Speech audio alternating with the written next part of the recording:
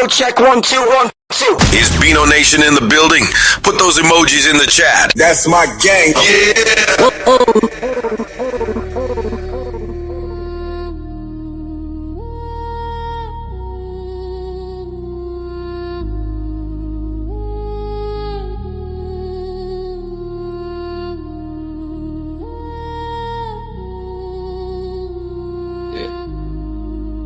Woke up still grinding, dreams don't drift away.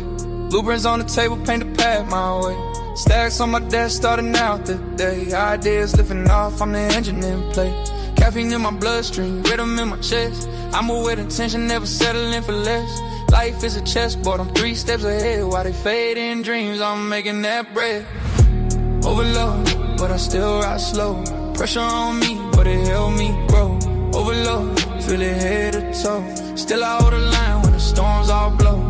Overload, but my heart won't break. Turning all the weight in the moves I make. Overload, yeah, the climb I take. Building up a world only real ones make. They turn 9 to 5, but I'm breathing the grind. Turning losses into lessons, polishing the mind. Phone buzzing, daily opportunity speaks. While they chase distraction, now I'm reaching my peaks.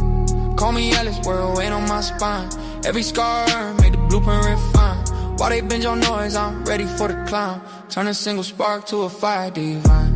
Numbers in my sight, dreams in my hands. Building every day with deliberate plans. I'm the pulse of the hustle, the strength in the night. Turning every shadow into sun with light. Overload, but I still ride slow. Pressure on me, but it helped me grow. Overload, feel it head to toe. Still I hold the line when the storms all blow. Overload, but my heart won't break. Turning all the weight in the moves I make. Overload, yeah, the climb I take. Building up a world only real ones make. Weight on my shoulders, but I walk with grace. Turning every try to a milestone place. Late night stack, but it sharpen my aim. Every sacrifice fuels a fire in my veins. Overload, but I shine through rain. Turning all the pressure into gold from pain. Overload, but I still remain. Standing on the grind that became my lane. Overload, man, I won't let go. Every setback just another push to grow. Overload, watch the empire glow. I was built for the heights, now I rise, now I know. Overload, but I move with soul. Holding every dream like it's made of gold. Overload, but the truth I hold. I was built for the climb, now I rise and unfold.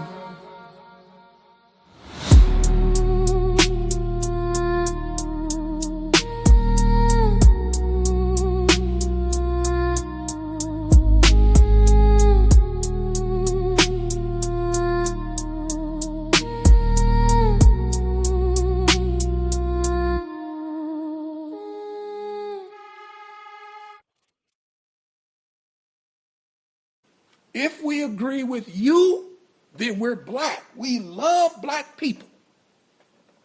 If we find ourselves in opposition to what you say, all of a sudden we hate ourselves and we hate black people.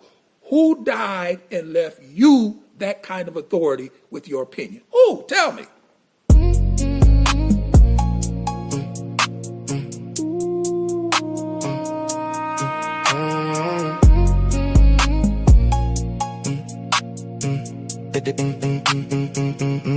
They got a lot to say.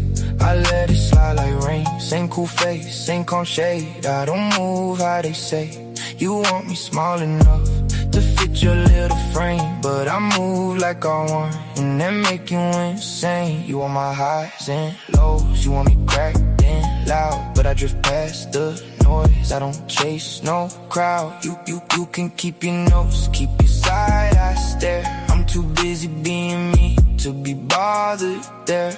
You want a reaction, you wish that I felt. You want me scrolling your words like they personal hell. You're loud with opinions, I'm quiet, I know. The less I answer, the more you show. I don't care, I don't care. That's the part you hate. I don't care, I don't care. You can talk all day. I don't care, I don't care. Watch me move my way. I'm unbothered, baby, and that bothers you. You built that whole story on who I should be, but I'm not your mirror, I'm just letting you see. You You want that control, you want me to react. You want my peace in your hands, like you holding it back. You want my heart on strings, you want my pulse to race, but I keep my cool. You can't touch this space. You can point, you can post, you can judge from afar. Still the same me, walking still the same old spark. You want a reaction, you wish that I felt. You want my world to revolve around the things you tell. You're loud with opinions, I'm quiet, I know. The less I give you, the more you show. I don't care, that's the part you hate. I don't care, you can talk all day. I don't care, watch me move my way. I'm unbothered, baby, and that bothers you.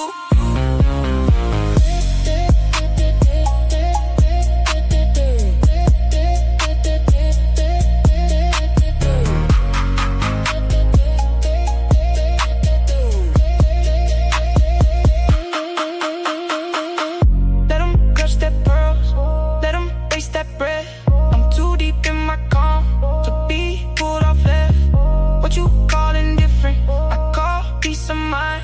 You want me pressed like you, I leave that behind. I don't care, that's the part you hate. I don't care, you can talk all day. I don't care, watch me move my way. I'm unbothered, baby, and that bothers you.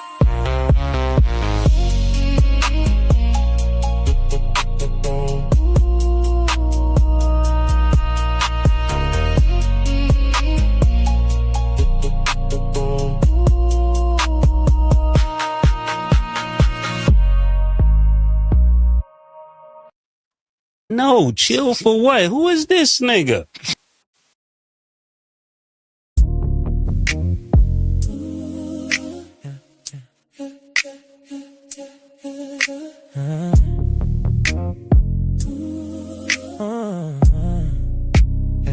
You said the mask don't fit me, but it's glued to my name. Every headline paints me wicked, 'cause I won't think the same. You see trouble when I walk in, like I set this place on fire. But I just talk like my granddaddy, and it cuts through all your choir. You want me to be the villain, so I'll be that. I'll be that. Not a shadow that you're killing, I'm the storm that's fighting back. I'm not a villain, I'm a super villain. That's a fact.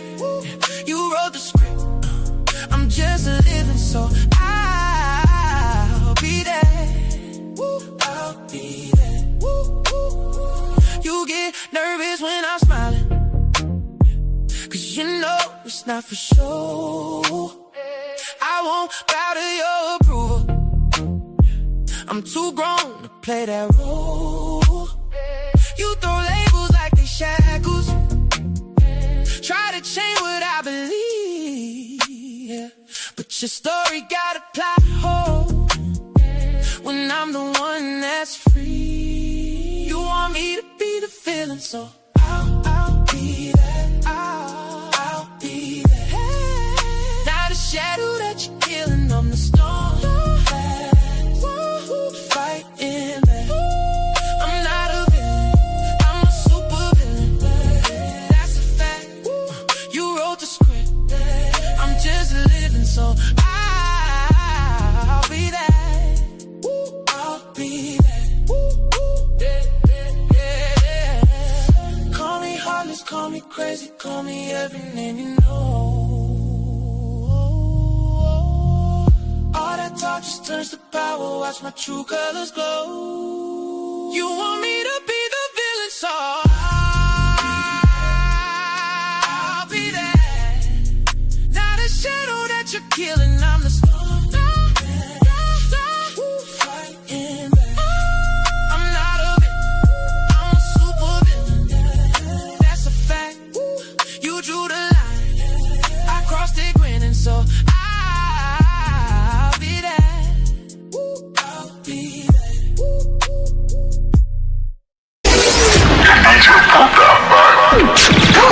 are now rocking with the best. Support the Angry Man. Support the stream.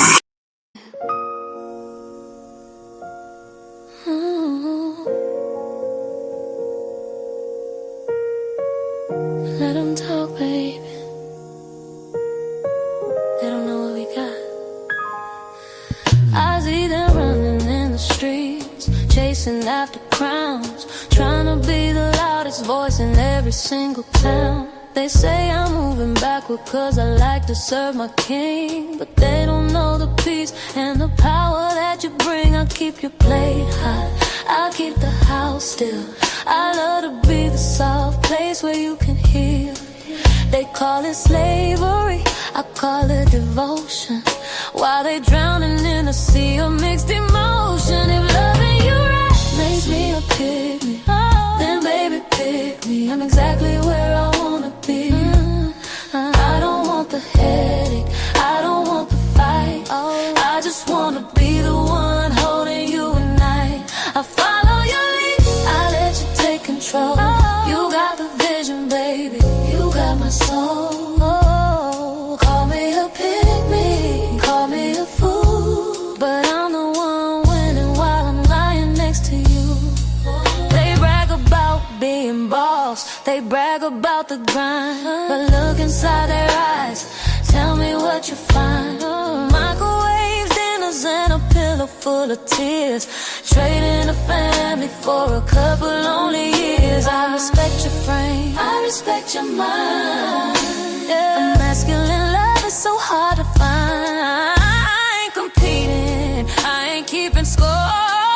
You handle the world, I handle the door to your peace. Let the new age girls argue on the net, let them argue. They haven't found a man that they can trust yet. I'm catering to you, body and soul, playing my position, playing my role. You protect, you provide, I submit, I reside in your kingdom.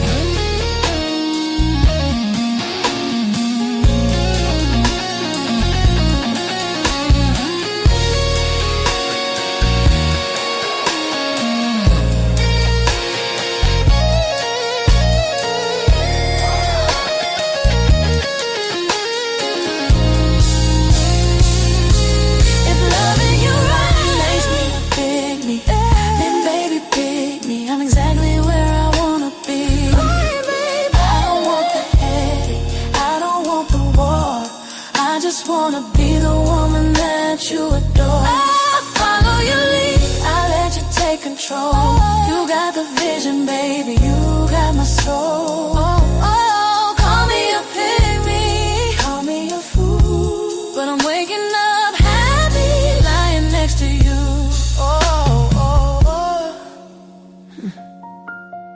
Let them stay mad, or stay in love. I'm your pygmy forever.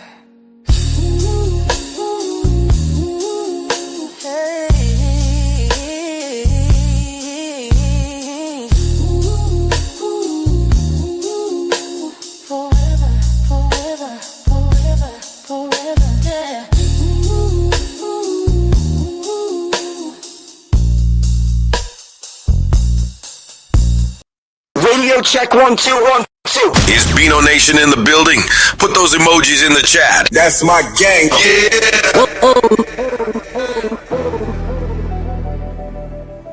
Turn up, heart racing, no delay.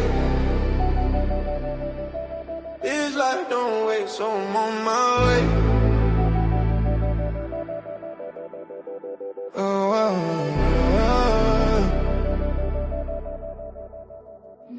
Feet hit the pavement, sunrise grinning.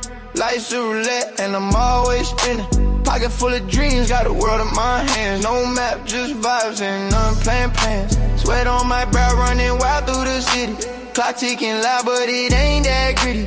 spill my soul like ink on a loose leaf. Every breath a moment, no time for grief. Full throttle, no brakes, I'm flying. Every second counts, ain't no denying. Living for the now, future can't wait. No rewind button, I'm on in my face, yeah, yeah. I'm on in my face, I'm on in my face. Heart like a drum, beating fast, no pause. Life's a movie real, I'ma start with no flaws. Cup running over, champagne fizz. Every day's a blessing, yeah, that's the biz. Jumping over hurdle, life's track and field. Every scar story, every wound's healed. Skyline's my ceiling, dreams stretch wide. Riding shotgun with hope, joy by my side. Full throttle, no brakes, I'm flying. Every second counts, ain't no denying. Living for the now, future can't wait. No rewind button, I'm on in my face, yeah, yeah. I'm on in my face, yeah, yeah.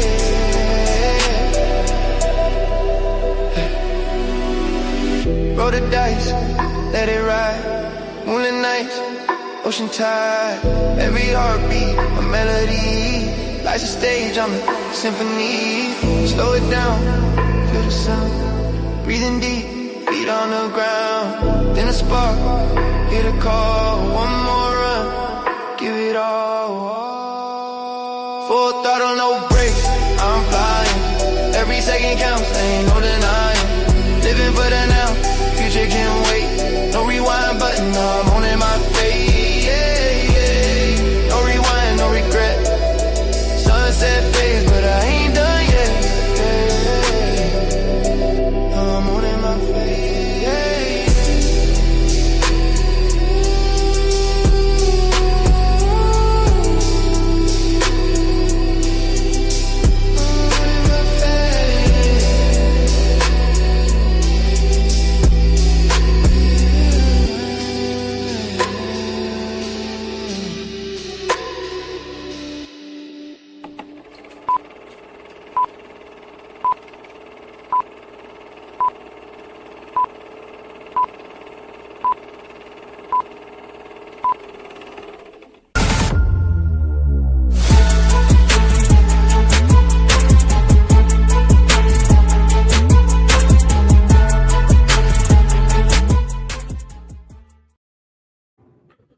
Press a 1 in the chat if you guys can hear me clearly. Press a 1 in the chat if y'all can hear me clearly. Make sure the mic is not too loud.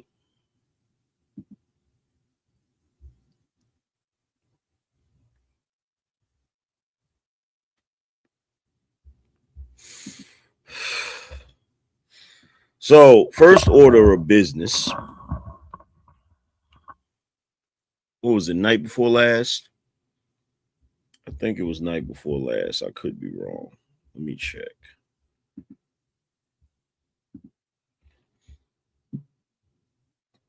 Let's see. Yeah, night before last, right? So night before last, we was doing a live stream. And we were getting ready to really cook. But unfortunately, we had to shut the stream down because of a lack of support. So what I decided to do today is to shout out the people that actually supported, because we never got around to calling out the super chats.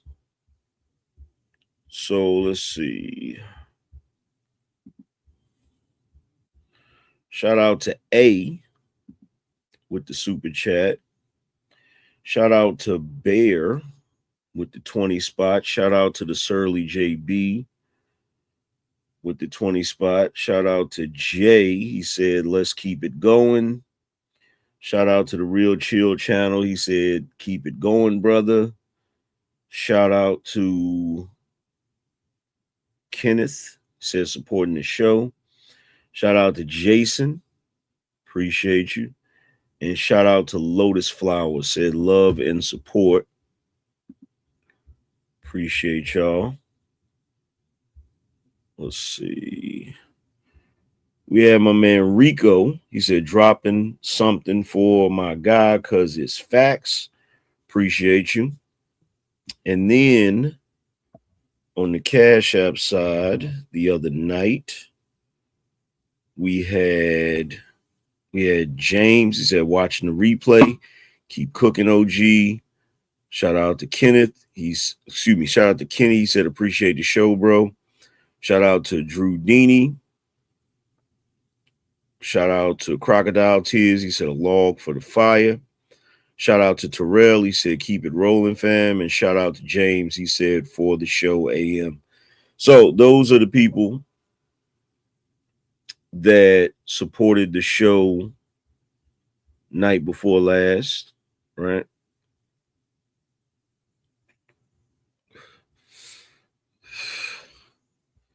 And like I said, we had to shut the show down because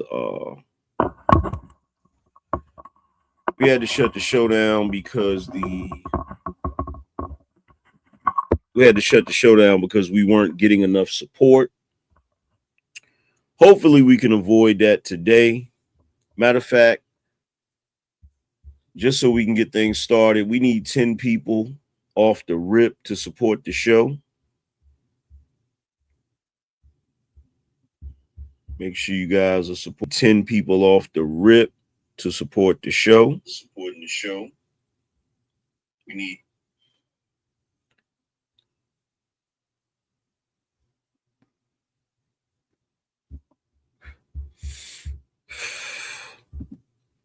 So make sure you guys are supporting the show.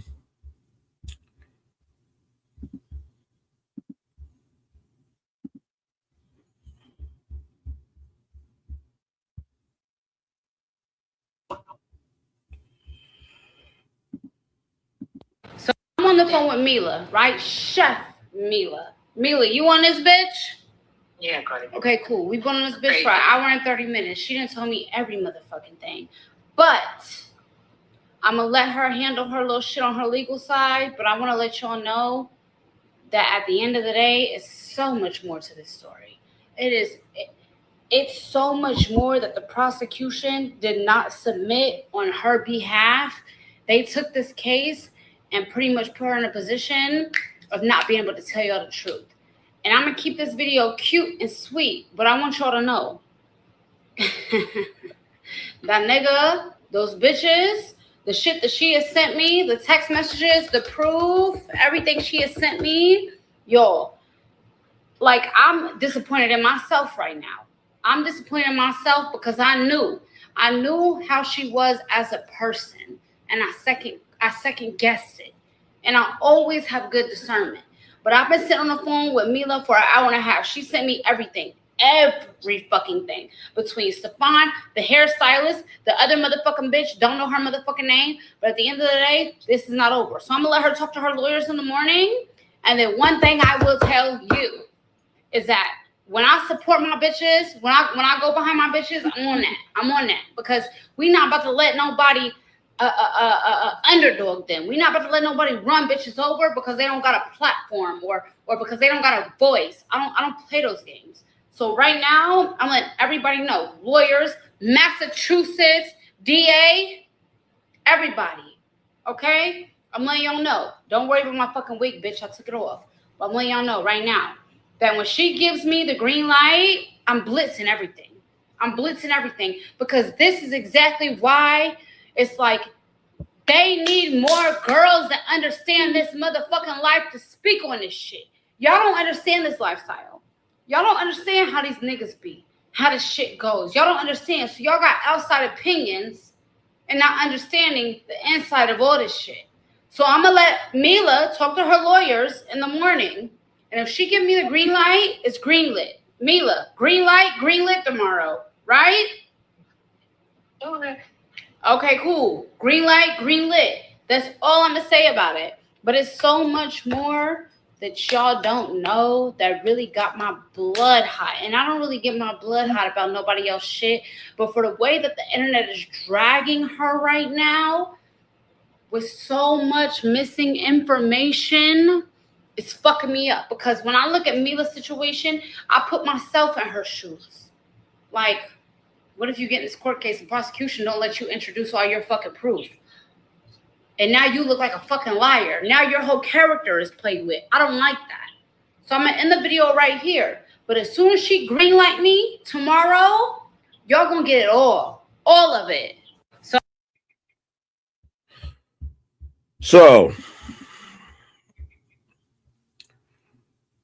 to everybody that just had to watch that stupidity, my apologies.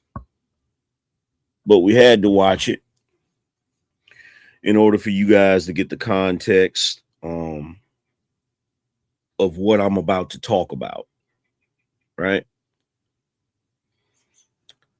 But again, make sure you guys are supporting the show because, let's see, it's 5:01. So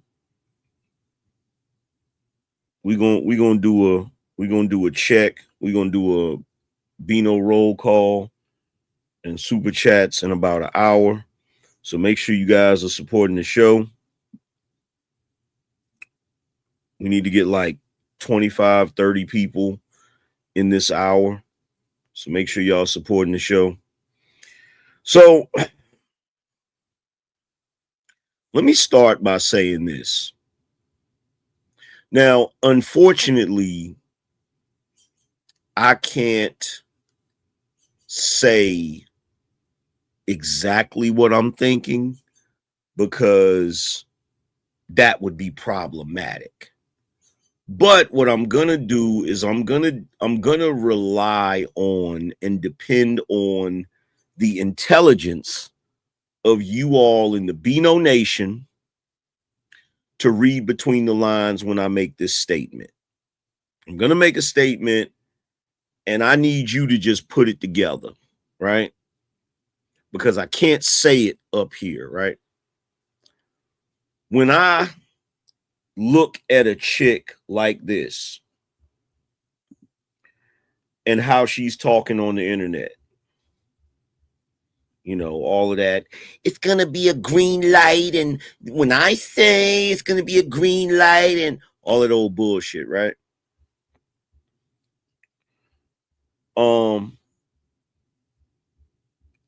There's one thing I think to myself.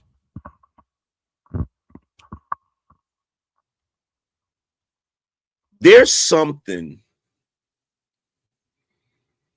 that we used to do in this society that we no longer do anymore. And I think that's the reason why these chicks act like that. I genuinely do. I genuinely do. Like, I see certain chicks act in a certain way, just buck wild with it, just cutting up. And there's one thought that goes through my mind. I'm like, yo, if this was back in the day, y'all wouldn't be doing all of that extra shit because you already know what time it would be. And I'm pretty sure y'all know what I'm saying because I can't say it. I wish to God I could say it. I wish to God I could say it. But nevertheless,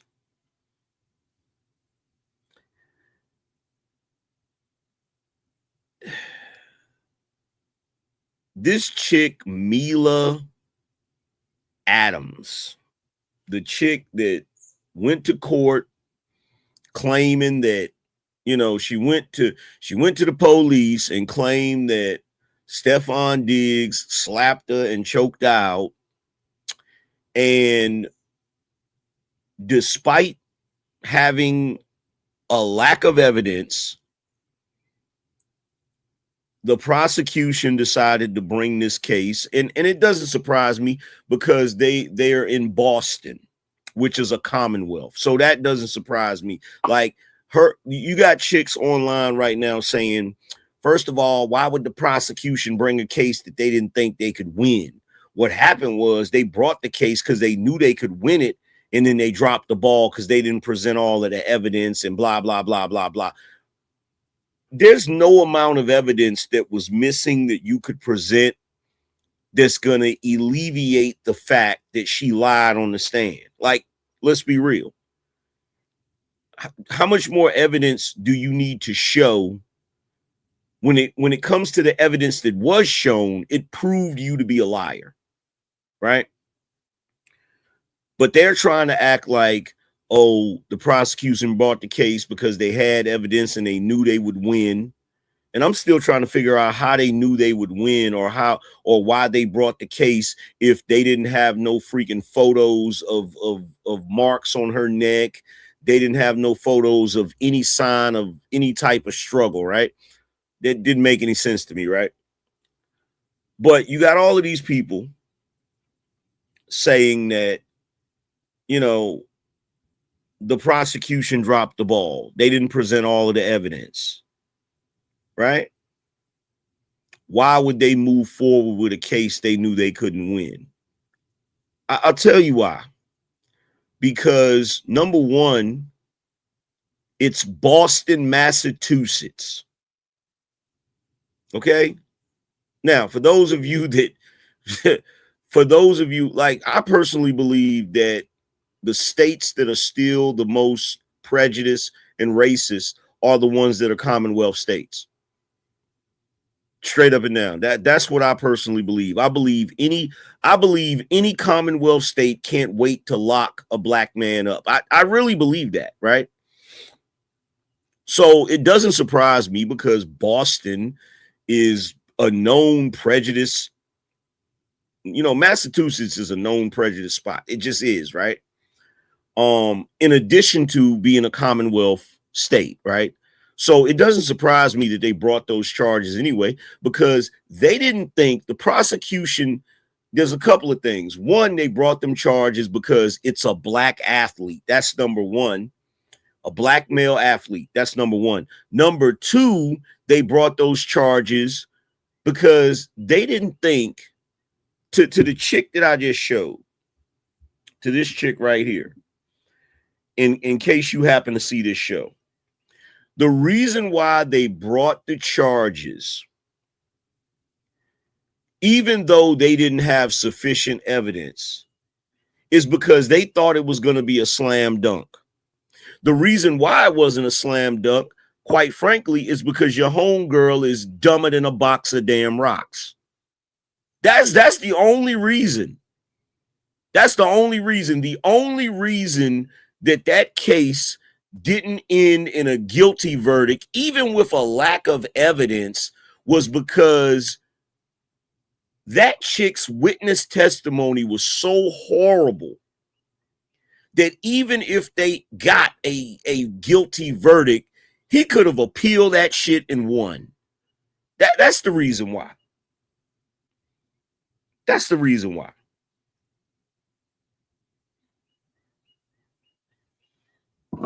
But that is not the point that I want to make.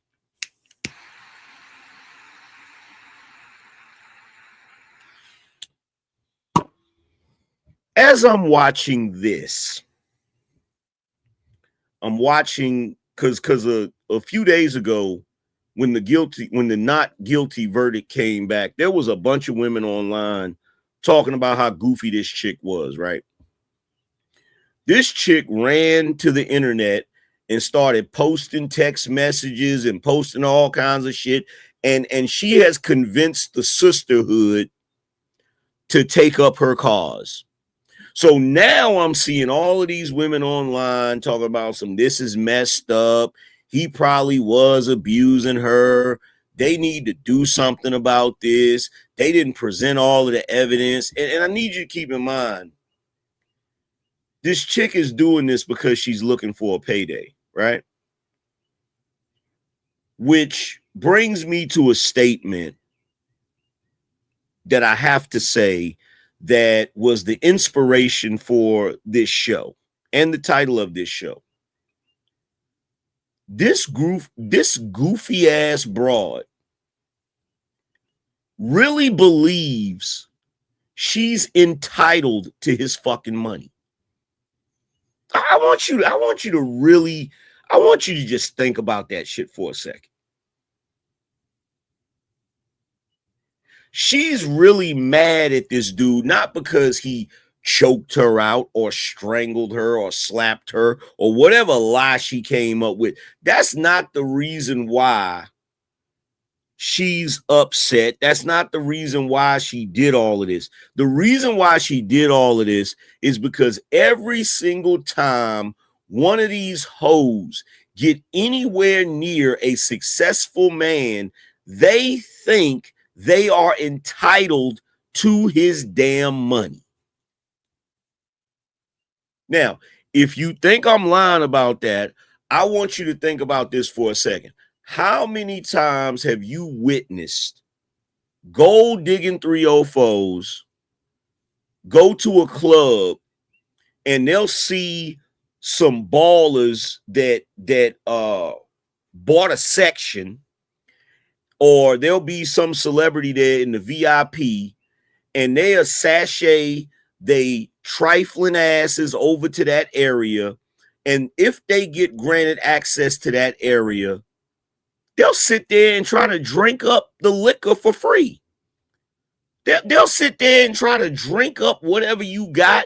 If it's a club that got food and they start and somebody orders some food, you know, the food get put on the table, these bitches won't even ask if they can have some of the food. They'll just start putting their little dirty fingers in the damn food. Like, yo, the level of entitlement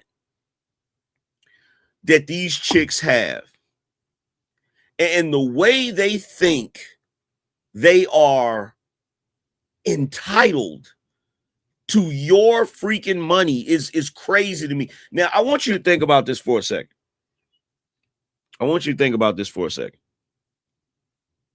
Could you imagine if dudes were to go somewhere where there was a bunch of women, and the women are all there dressed, scantily clad, with, you know, big boobs and the big booty, and they just looking all good and shit, and the dudes roll up, and just because they see beautiful women that's looking good and curvy and shit, they just start rubbing on chicks' asses and grabbing their breasts and all of that. Could you imagine the level of outrage? Could you imagine the level of outrage? See, some of y'all would say, well, why would they do that? Well, in my humble opinion, chicks going to a club, finding where the ballers are located in that club, going over there and just picking up glasses and starting to drink liquor and starting to eat food and acting as if they're entitled to those men money, to me is the equivalent of dudes going to a club where there's a bunch of women and feeling like they're entitled to touch on them and rub on them and all of that, because both of those things are violations. See, the problem with our society, and I've been thinking about this, I've been pondering on this for a couple of weeks now. The reason why these women are able to hustle us is because they're able to make a strong case as to why men are not entitled to what they have to offer, because everything that the woman has to offer, or everything that she's presenting, is attached to her body. See, the shit she wants from you ain't attached to your body. See, she wants your money and your resources. That's not a part of your body. So she can rationalize why it's acceptable for her to roll up on you and expect those things, because those are inanimate objects that's not attached to your body. So in her mind, it's not a violation. Now, for those of you that's trying to figure out what I'm saying, if you've never really paid attention to my content, I am of the mind of the equivalent of what we as men and women find valuable in each other. See, I think like Patrice O'Neal. I don't think that a woman's box is equivalent to a man's Johnson. The way our society is set up, it isn't. It should be, but it's not, right? So I don't equate those two things, right? So I don't sit back and say, okay, a dude walking up and pulling a Donald Trump and grabbing him by the box ain't the same thing as a woman walking up and grabbing a dude by his Johnson. In my opinion, that ain't the same thing, right? It's a violation, but it's not the equivalent. To me, I feel like the equivalent is a woman's body, a man's money. I feel like those are the equivalent, right?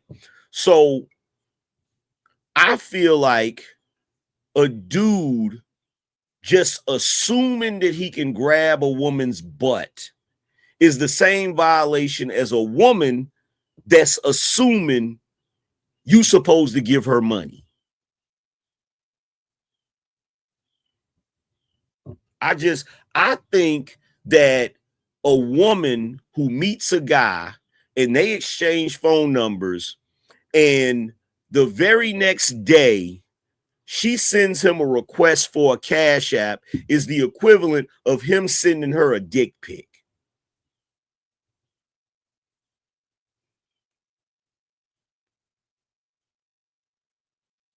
And the reason why I feel that way is because it's presumptuous, right? He's presuming that she is in the headspace to where she wants to be sexual, so he should be able to send her a dick pic. The same way she's presuming that he's in the headspace to where he's willing to give her his hard-earned money. You see what I'm saying? Do y'all see what I'm saying? So, and the only reason why I feel that way is because that's what we value from each other. The same way a dude goes crazy over a woman's box or goes crazy over the possibility of sex with that woman, women go crazy over men's money and the possibility of those men spending that money on them. I feel like those are the only two equivalent things. I feel like our desire for sex from a woman is the equivalent of their desire to get resources from us, right? So guess what? If you look at it in that way, a woman meeting a professional athlete or rapper or just a successful man in general, and her trying to use certain avenues and institutions to forcibly take money from him is the equivalent of that man using his brute strength to forcibly take box from her. And in my opinion, they're both wrong.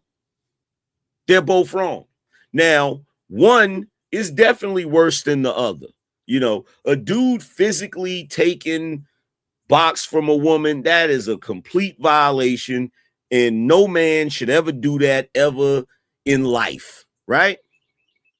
But I also believe that women should not be allowed to financially assault men.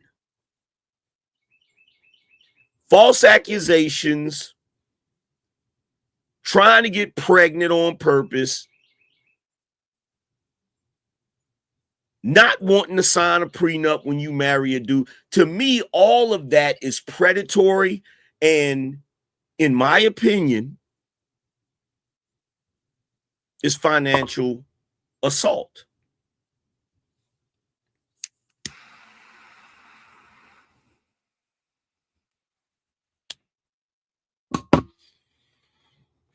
And I truly believe that we still need to start looking at it like that. Now, some of y'all are going to say, but Angry Man, we can't look at it like financial assault because there's so many men out here that are willing to give their money to women. They're called simps.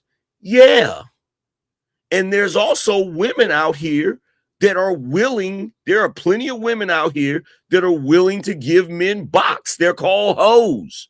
But just because hoes exist does not mean that assaulting a woman sexually is acceptable. So just because there are men out here that are willing to give women money does not mean that women should just assume that every man they come in contact with that has money, that they're entitled to that fucking money. Y'all don't hear me. Y'all don't hear me.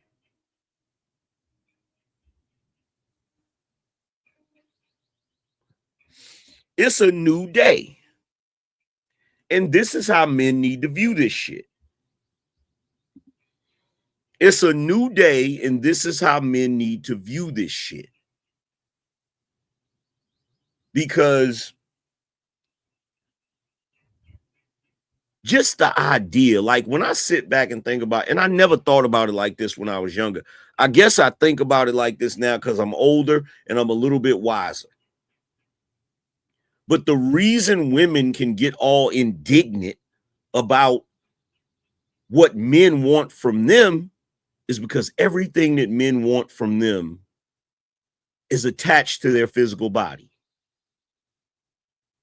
Everything that a man wants from them is a circumstance where he partakes of her body. Everything she wants from the man, for the most part, is separate from him. His money is not attached to him. So her spending his money, you know, it's not like money grows out of a man. You feel what I'm saying? So if a woman walked up to a man and he had money that was sticking out of him and she just snatched it out of him, then you'd be like, oh man, why are you assaulting that man or whatever, right? But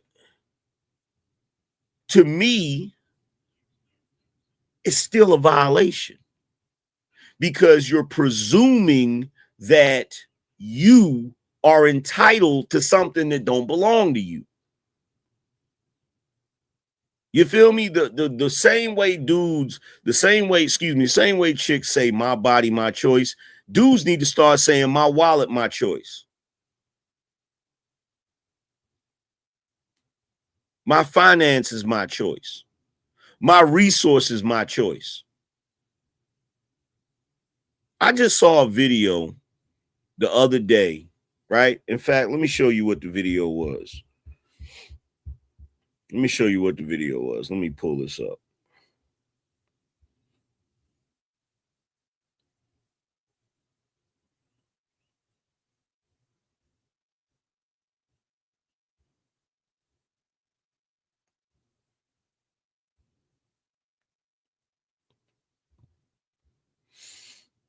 Did I even save it?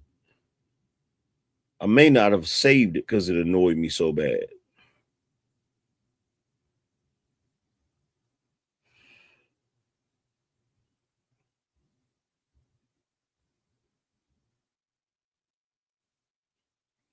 Here it is right here. Check this out. I want to make this very clear. If you're a married man and you have a wife, if she says no, the answer is no.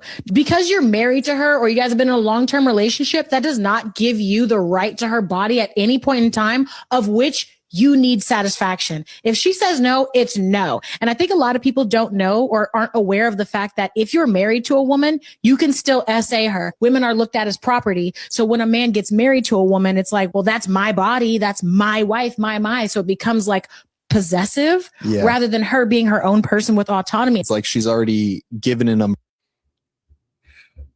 So, first of all, that right there is diabolical. That right there is diabolical. Because you want to know what's crazy about it? One of the benefits of being a married man is the fact that you are able to be intimate with your wife on a regular basis. So when you hear women talking like this, right? And this goes out to all of the guys out there that are single guys, right? I'm not even going to tell you no lie. When you hear them talking like that, I don't even see a purpose in y'all getting married. Like I've come up here on numerous occasions and I've advocated for marriage, and I'm not even going to tell you no lie. The more I listen to these women talk online, the more and more I am inclined to tell you fellas, fuck that shit. Because they've lost their minds. They have lost their minds. Like it's like it's like let's say for argument's sake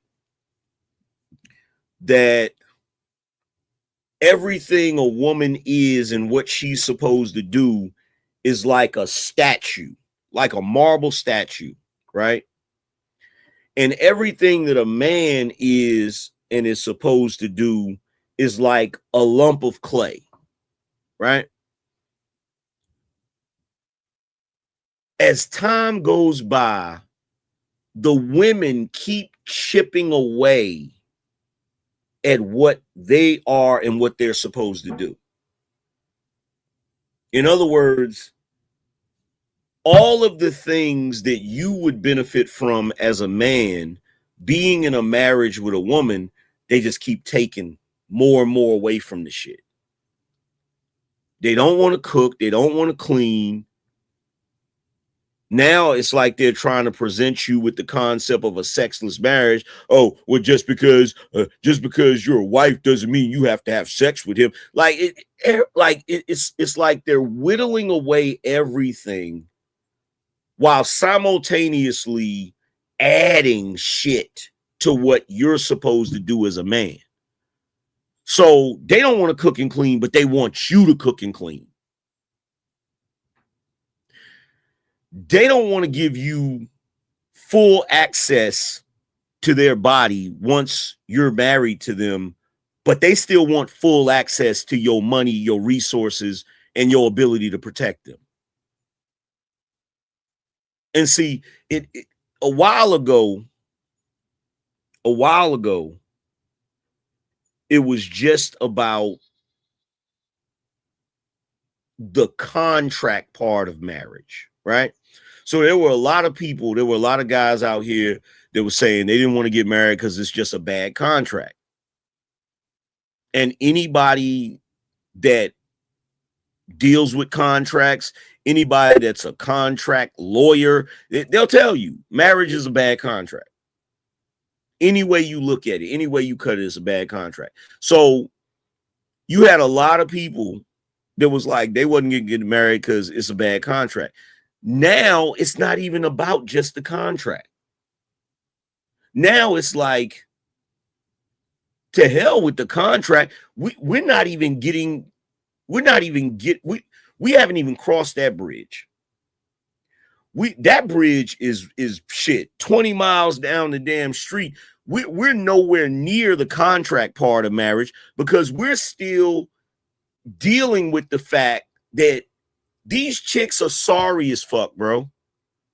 They don't want to do nothing, but they expect everything. Or at least that's what I'm seeing. That's what I'm seeing. Like, we live in an unprecedented time. I grew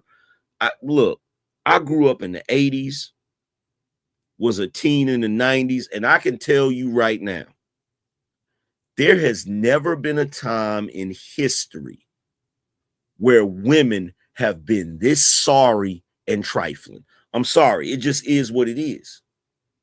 It just is what it is. And I'm going to tell you something else too. All of you dudes that come on the internet to be trying to cape for them and trying to make excuses for why they are the way they are today, y'all look like some suckers. Y'all look like some of the biggest dummies that have ever existed. Y'all look like some damn fools. Because if you can't see it at this point, it ain't even a lack of vision. It ain't even something that, you know, where you could say, well, I just didn't know because the women I was around ain't like this. You can't even say that anymore. At this point, if you don't see the deficiencies in modern women, it's because you're being willfully ignorant. You don't want to see it. You don't want to see it. You don't want to see it. This shit is crazy. And look, I'm a content farmer. Y'all already know that. So every day I'm online going through videos and looking at certain shit and all of that. And I keep coming across the same sentiment. These bras don't want to give y'all nothing. They don't want to give y'all nothing. They're like Leonidas on 300. Like give them nothing, but take everything from them. That's their mentality. Their mentality is to give the men nothing, but to extract everything they can from you, like some kind of damn parasite. And then got the nerve to jump online and try to make it seem like they are oppressed, try to make it seem like they're a victim. How? We live in a day and age where if a man doesn't want to do shit for a woman, he's looked at like he ain't shit. He's looked at like, well, what's wrong with you? Oh, I know you be watching them podcast bros and listening to them. You one of them, what do you bring to the table ass niggas? Like, if you don't want to, if you set healthy boundaries and you don't want to give women the things they want, whatever their heart desires, you're viewed as a bad man. But for you as a man to try to expect even a fraction of what these women expect of you, you're looked at like you're the scum of the damn universe. So the women can demand everything of you, while simultaneously talking shit about you, while simultaneously telling the whole world that men ain't shit. You can't even do that.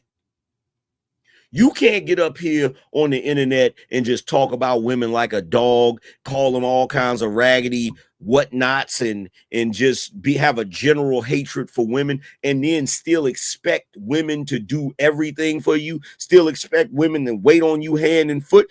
People will look at you like you was crazy. But the women of today, especially the women from our culture, they are horrible to the men they deal with, but still expect their men to be the best men that were ever created. And I'm telling you why this delusion has been going on for so fucking long. It's been going on for so long because you men refuse to open your mouth and say something about it. You men refuse to stand on business. If I get on a panel today and somebody starts talking about the shit women don't do, the women are going to give pushback, but there's going to be a bunch of simping ass men that's going to agree with them. And you men have agreed with them for so long and defended them for so long and made a case for them for so long that they have gotten to a state of delusion that is comical. It's comical. It's comical. I hear shit women say today, I can't even take the shit seriously. I'm like, there's no way she believes that stupid shit. There's absolutely no way she believes that stupid shit. And if you think I'm joking, hold on. I'm going to show you a couple of examples.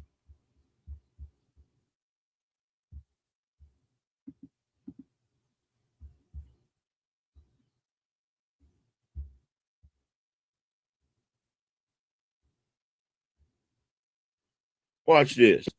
I wish black men hated white supremacy as much as they hate Megan Thee Stallion. I'm going to say it again.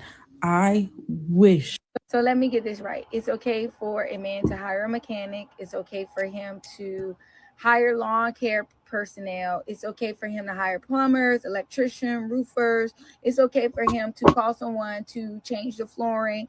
He doesn't know how to put drywall up, yet he can outsource all the things that he needs to do in a home to keep the home running, but draw the line at cooking and cleaning.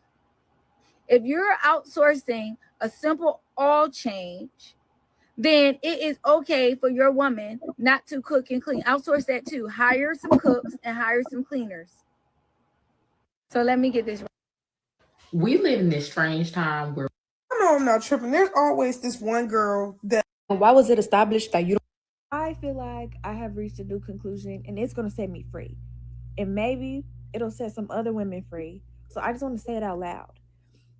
I will never fully understand men. And I need to just say that. I think we will think piece ourselves to death and we will overanalyze them to death to a point where we feel like we can predict the cereal they're going to pick in the morning and tell you what piece of clothes they're going to wear to work or whatever. And we feel so confident and feeling like, yeah, we know you so intimately. We know exactly who you are and what you do and what your motivations are. And I think at the end of it, there will always be a puzzle piece that's missing to me because I'm not a man. And some of the rationality that men have, I just will never have it because I'm not a man. So What is it called when you don't want to be a stay-at-home wife, but you also don't want to work 40 hours a week? What is... And can we please normalize not telling women of a certain age that they... I'm gonna get a lot of hate for this, but... And can we please normalize not telling women of a certain age that they've reached their peak?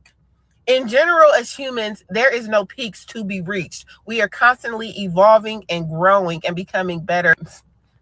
So if you could please resolve yourselves and stop telling women you've reached your peak. We don't reach our peaks, baby. We get better with time. I'm gonna get a lot of hate for this, but a lot of women are single because they haven't found a man who's better at being a man than they already are. I'm gonna get a lot of hate for... What feminism did was it created... Fellas, from the bottom of my problem is I don't believe anything men say. Nothing. And my other problem is I'ma say it. A lot of women don't know how to take accountability. The day men realize how easy it is for women to get things that they want is the day that they will stop assuming that every woman is a prostitute. You can literally just look in a man's direction randomly because like you heard a noise or something, and boom, next thing you know, you're on a private yacht in Greece just because you looked his way. And unfortunately, quality women ain't in relationships. The quality women are single, working on themselves, loving themselves, and they working on themselves for them, not for a man or for any relationship. Remember that drum and that. Hey, what's up? ASAP Rocky is dim. I'm gonna talk about it because I know y'all don't. ASAP Rocky. ASAP Rocky. I feel Rihanna's. Stefan Diggs. So I'm on the phone with me. So I just heard something. Have you ever heard a woman say, I lost a good man? I haven't. You should never be afraid or have shame to ask a man who is flirting with you for money or to do something for you. The minute a man begins to flirt with me, I immediately ask for something. Y'all think I'm joking, and I'm not.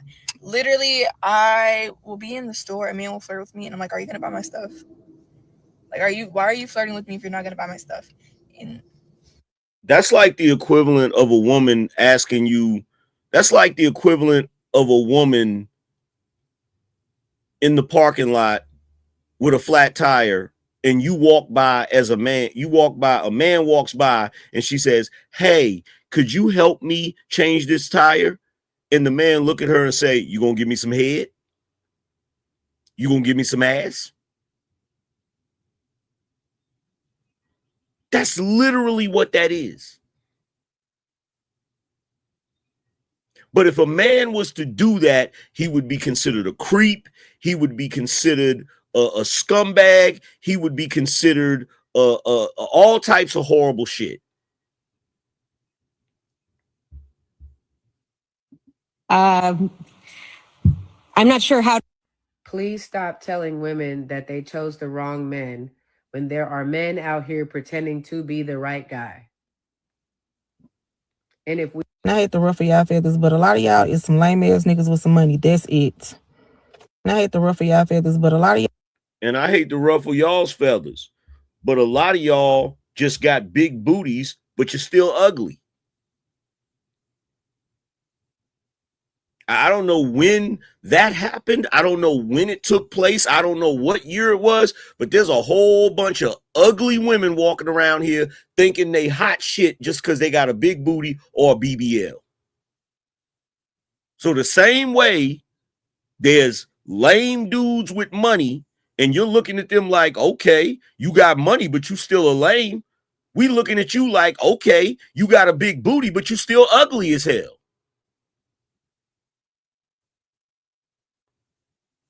Bro, they're cooked. There's no other way. There is no other way. And let me tell you something. The way these women talk online, the way they act online, I can tell you definitively, my wife don't act like that.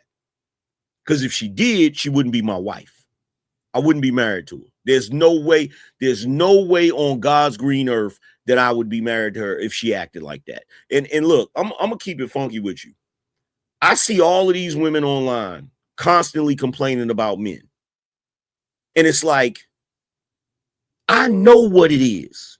I know the reason why this phenomenon exists. But if I say it, there's going to be an endless amount of people that want to disagree with me. And even though they want to disagree with me, I know in my heart of hearts, I'm 100% right. Do y'all want to hear that statement? Do y'all want to hear that fact? There's going to be a whole bunch of people that's going to disagree with me, both male and female, but I know in my heart of hearts. You ever have something on your mind and on your heart and you just know? It's almost like God lets you know, like, yeah, you right about that. You 100% right about that. Let me tell you something. The reason why there are so many women online that are constantly complaining about men is because they are sorry as hell, trifling, and they don't know how to be in a damn relationship. And instead of taking accountability for how raggedy they are, they would rather try to blame all of the men that have ever existed for why they can't get one. It's the goofiest shit in the world. And I know I'm right. I know I'm right. Definitively. Because, and the reason why I know I'm right is because before they got this ridiculous, I never, ever in the 90s met women that had difficulty finding a man to be with. I didn't see it. I didn't see it. Shit, in the 90s, even ugly chicks had a man. Even overweight chicks had a man. It didn't matter if you was pretty, ugly, slim, overweight, tall, short, petite. It didn't matter. But in this day and age, I see women that are drop dead gorgeous and they can't keep a man for shit. It's this. And here's the thing. Y'all will sit up there and say any day of the week, y'all will say, men will screw anything. Men will be with anything. So let that sink in for a second. If you know for a fact that men's standards are so low that they'll be with anything and they'll screw anything and you still can't get a man, what the hell does that say about you? What the hell does that say about modern women? If you know for a fact that men will screw anything and men will be in a relationship with anything, but yet you can't find a man to be in a relationship with you.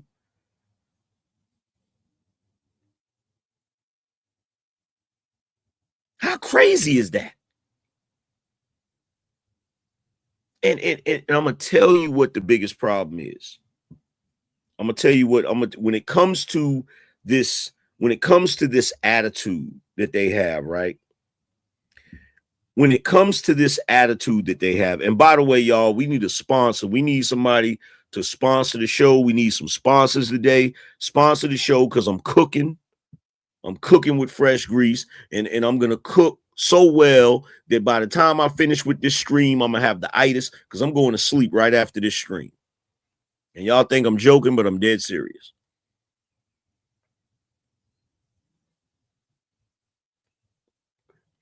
When it comes to the statement that I'm making, that there are a number of women out here that can't get men simply because they're horrible chicks. They're horrible women, and they don't want to admit it, right? But one of the key factors in them being horrible that they refuse to acknowledge, but it shows up anytime they interact with men. It shows up anytime they have had sex with a man. It shows up anytime they're in a relationship with a man. These women think they own men. That's right. These women that run around here screaming about bodily autonomy, screaming about their body, their choice, they will get with a man and think that they own him. You know how bad it is? It's so bad that the woman don't even got to have sex with you. If you exchange phone numbers, in other words, if she hands you her phone number, she think you're not supposed to talk to nobody else. She think you not supposed to talk to no one else. Now, if she gives you some box, she definitely think you ain't supposed to talk to nobody else. They want a monopoly on you. And you want to know the reason why they want a monopoly on you? Because they know they can't compete. That's why. That's why they know they cannot compete.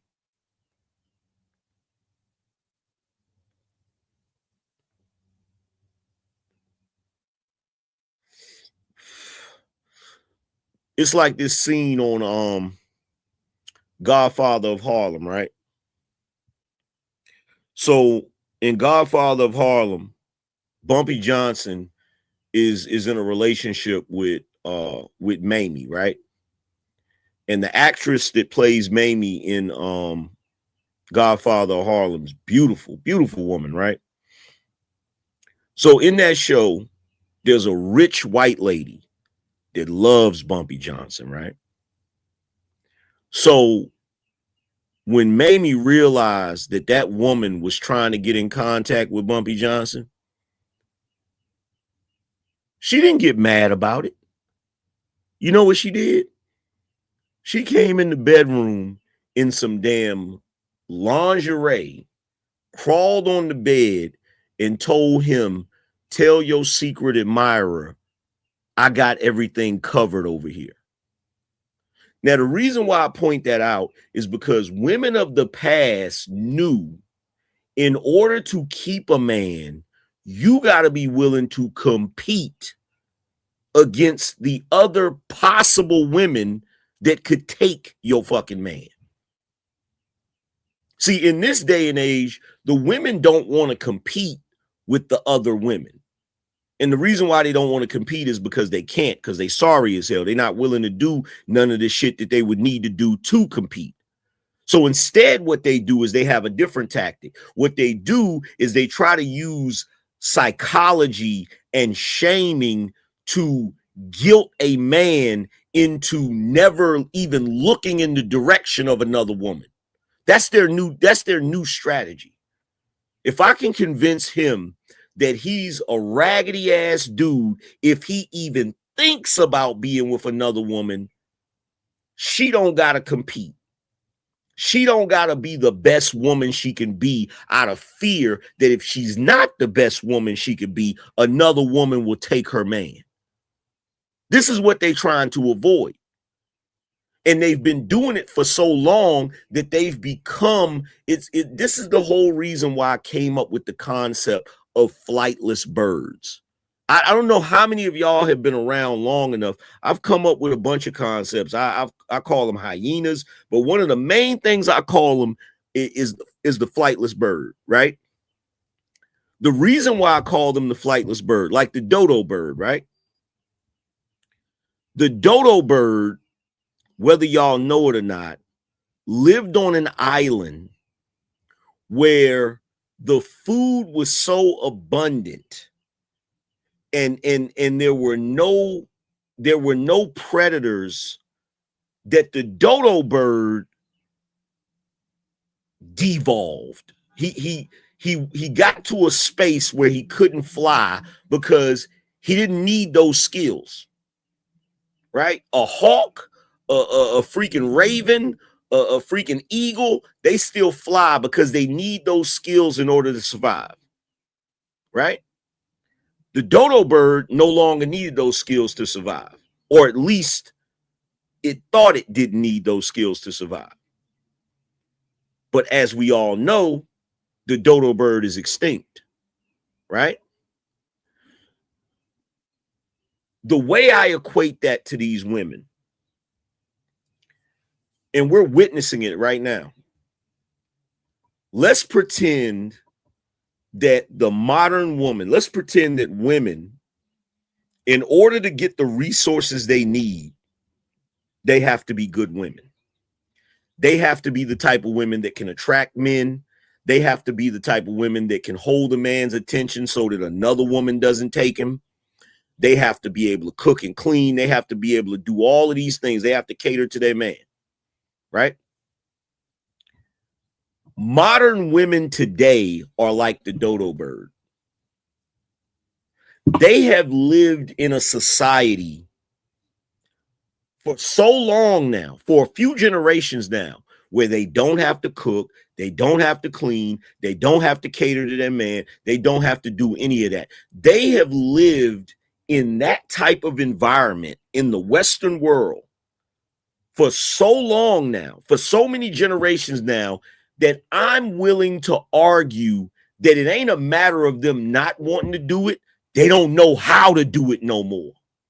These women you see online, because they've been cultivated in this environment that has ruined them, they don't know how. A lot of these women are complaining about cooking and cleaning. They don't know how. They acting like they don't want to cater to them. They don't know how. They don't know how to be in a relationship with a man. Those are skills that they lost, just like the dodo bird lost his ability to fly. And the shit is sad. The shit is sad. The shit is sad. It's pathetic when you really think about it. They've lost all of those skills. And that's the main reason why nowadays these relationships, back in the day, when a man married a woman, they usually stayed married until the dude died.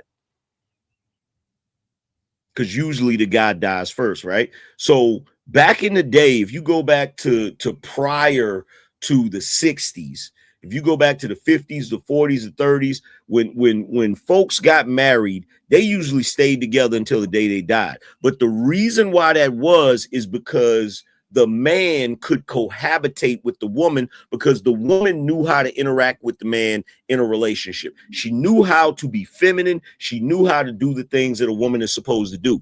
Today, the reason why these relationships fail constantly and consistently is because these women do not know how to be in a relationship. They do not know how to interact with a man. They do not know how to cohabitate with a man. They don't know how to do any of that shit.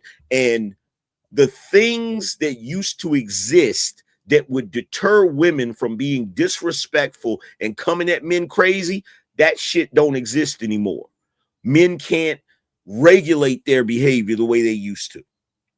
So they are just running buck ass wild, doing whatever they want to do. And then once they've done everything they want to do, they're sitting somewhere scratching their head trying to figure out why they can't find a good man. You can't find a good man, not because good men don't exist. You can't find a good man because good men don't want to be with you. That's just the truth, because I can tell you right now, it like I just said about my wife, if my wife behaved the way these modern women behave, we wouldn't be married. And if I was a single dude and I wasn't married, I damn sure wouldn't be marrying one of these modern women. It would never happen, bro. It would never happen. If I was one of you young dudes out here right now, if I was in my early 20s, I wouldn't be pursuing these women for no damn relationship or no marriage. I wouldn't. If I was in my early 20s, you know what I would be doing? I'd be taking advantage of AI and all this information and the internet to build and stack my bread so that I can live the lifestyle the way I want to live it. And as far as sex and shit, I would link up with chicks every now and then, smash, and I would skeet and skedaddle. I'd strap up, most definitely, but I would skeet and I would skedaddle. I wouldn't wife now one of these modern chicks. I wouldn't do it. They don't deserve it. They don't freaking deserve it, bruh. They don't. The way they talk is crazy. Their mouth is reckless, bruh. Reckless. And I can tell you right now, in the 50s and the 40s, they wouldn't have been able to do all of that shit. There's no way they'd have been able to do all of that shit, because back then the state didn't interfere with your relationship. You couldn't talk crazy to your man and just act the way you want to act. Like that shit didn't jump off. But see, nowadays it's like, nah, we can't do that. We got to operate a different way, which in my opinion, it makes sense, but it's skewed. It's not structured properly, because it's like, look, if you're going to take away men's ability to physically reprimand somebody, you need to take away women's ability to get on men's nerves with their mouth.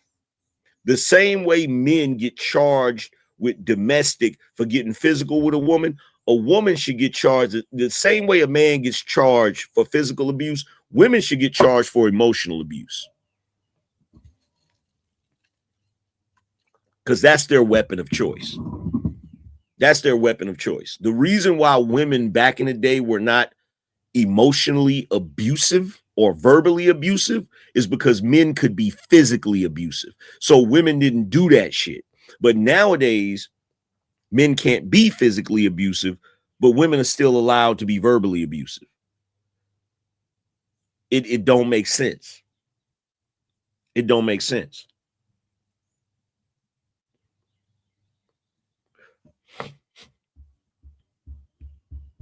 By the way, I don't know. We must be getting ready to get a sponsor or something, because my damn hand has been itching like crazy. My hand has been itching like a mug.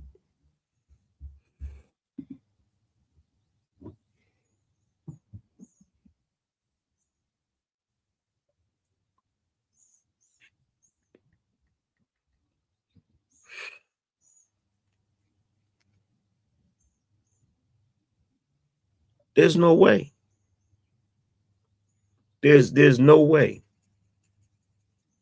There's no way. There's absolutely no way. Like there's no way. There's no way.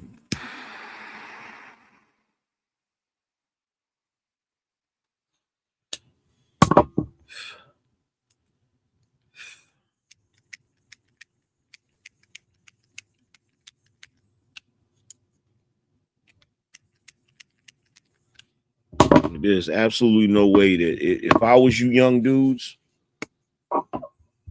there's no way.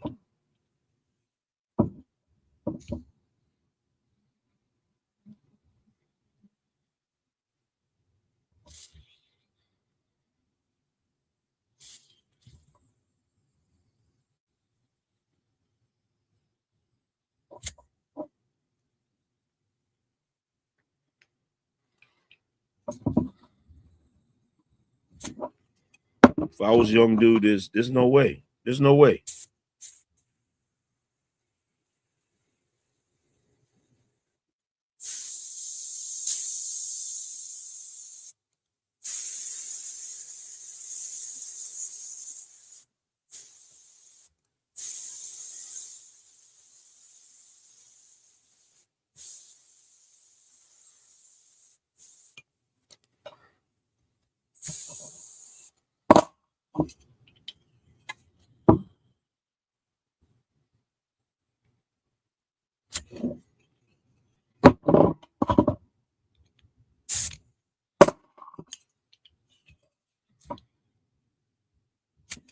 There's absolutely no way that I would tolerate that. There's no way.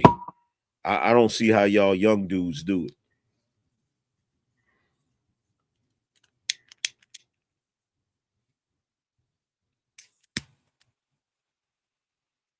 I don't see how y'all young dudes do it. And y'all be going through the motions. Y'all be trying to be emotionally intelligent, and y'all be bending over backwards, trying your best to fit into a box that you can't fit into just to appease these damn women that don't give two shits about doing anything for you.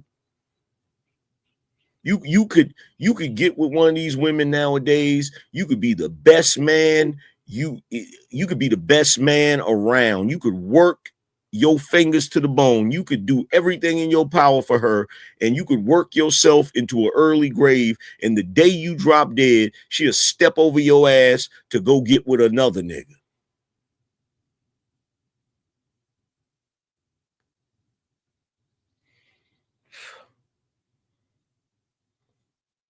She'll step right over you. She'll step right over you to go get with another nigga. Like your ass didn't even exist.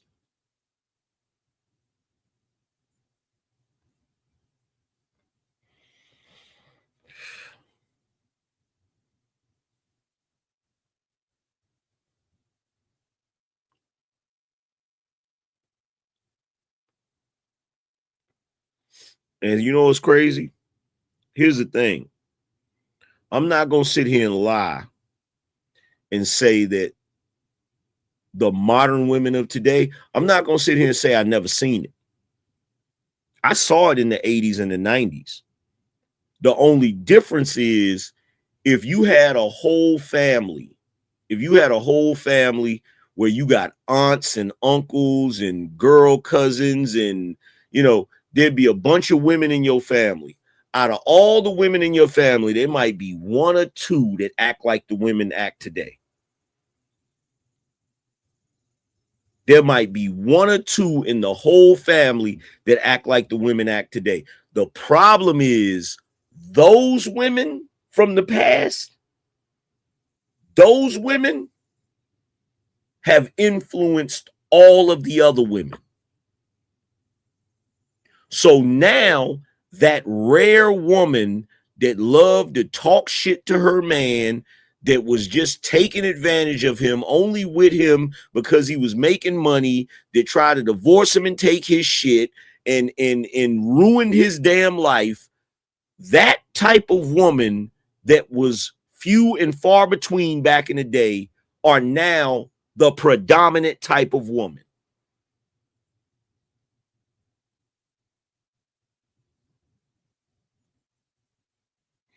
I told you, growing up, I seen dudes that was old school.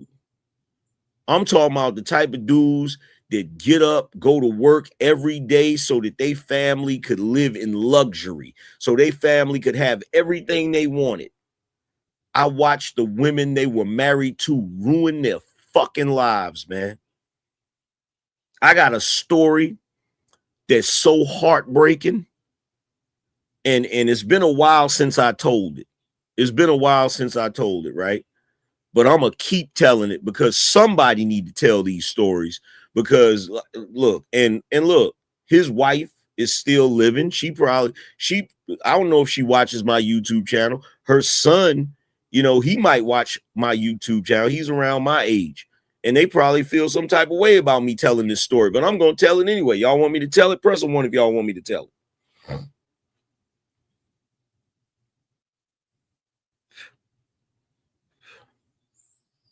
Press one if y'all want me to tell it.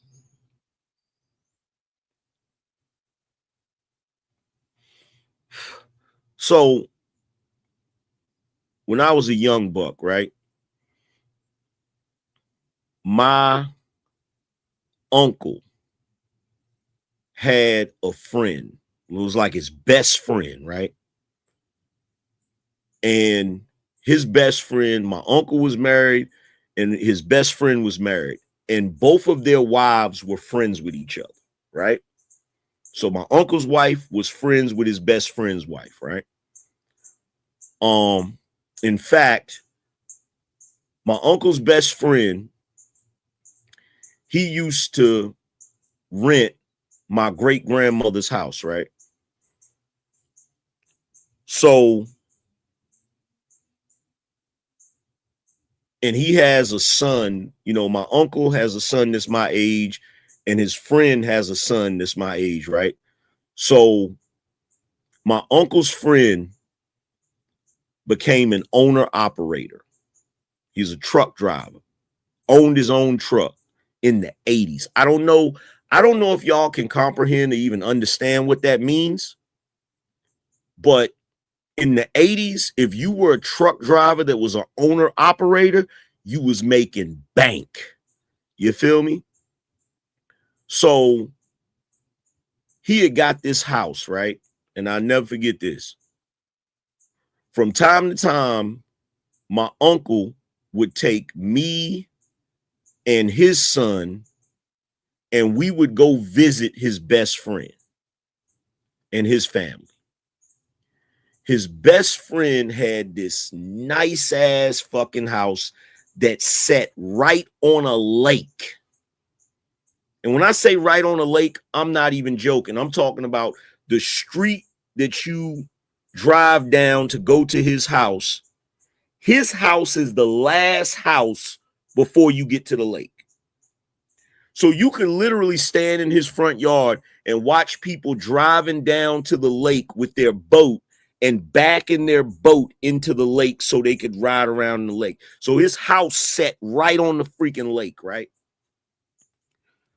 So we would go there and you know, we get to spend the night, right?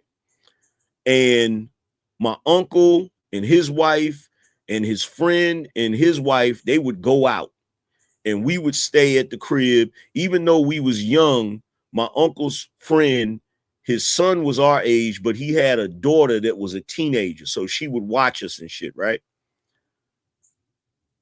My uncle's friend, his son had every type of toy you could think of. I'm talking about all kinds of shit, right? He had the laser tag shit, you know, the shit back in the day where you put the vest on and you got the thing on the front and you shoot the thing and it light up and shit. He had that shit. He had a bunch of shit, right?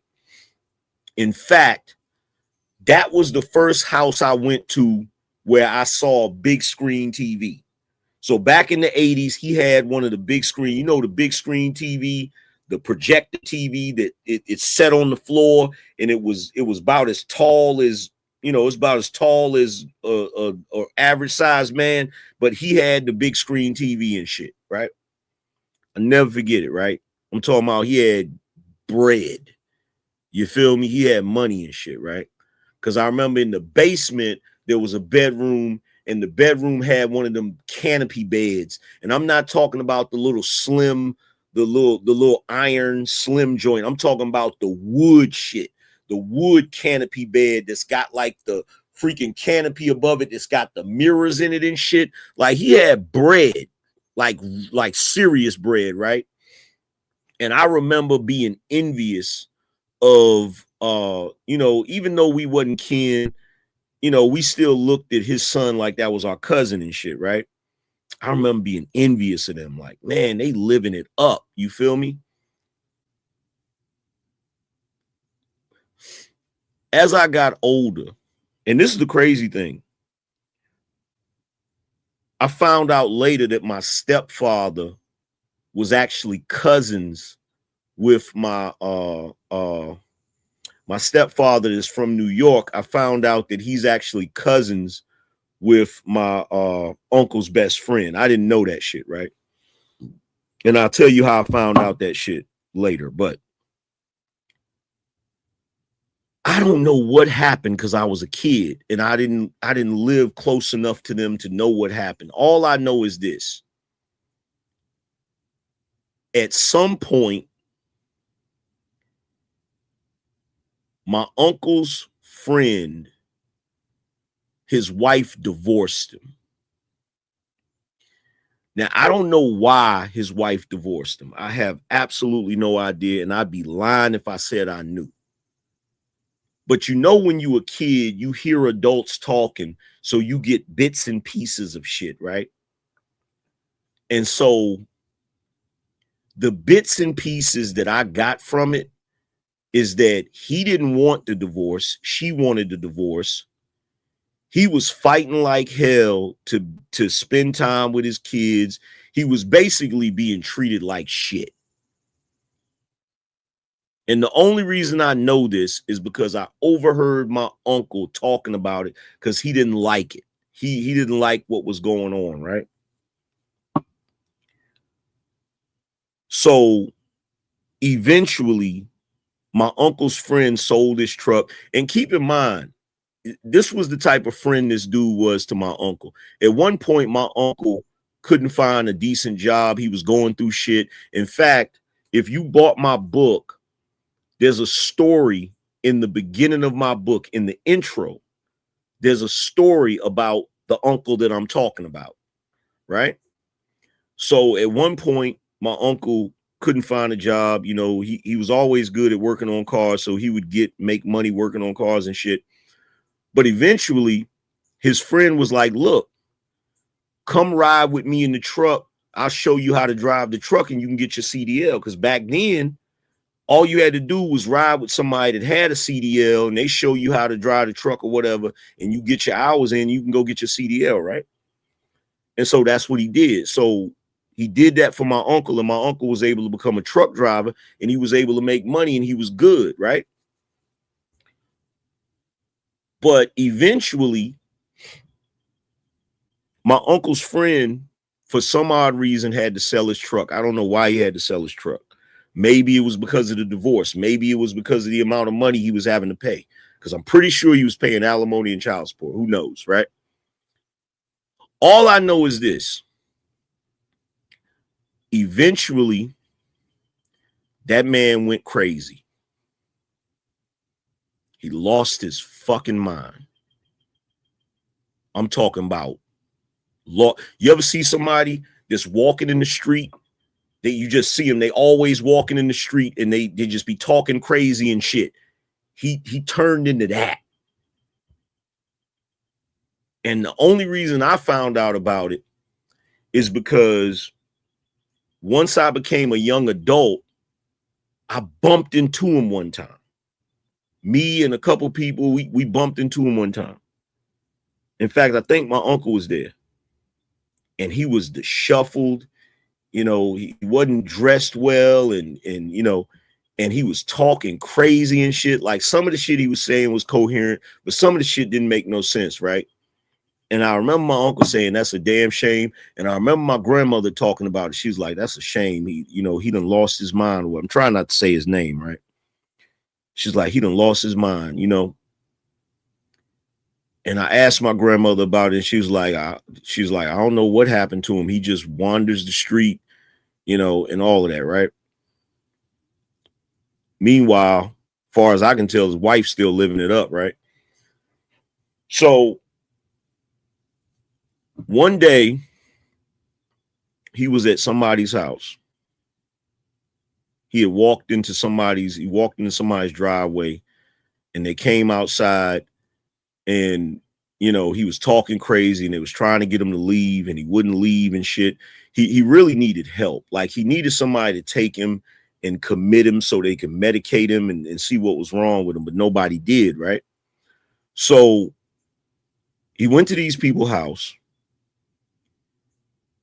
He wouldn't leave. He was in their yard. He wouldn't leave. So they called the police. The police came and he gets into it with the police and they shot him. They shot him, right?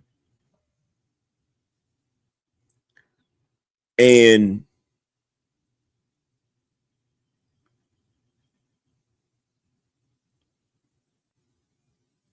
I, like, to this day, I feel so bad for him. Because it's like nobody, I think my uncle tried to help him.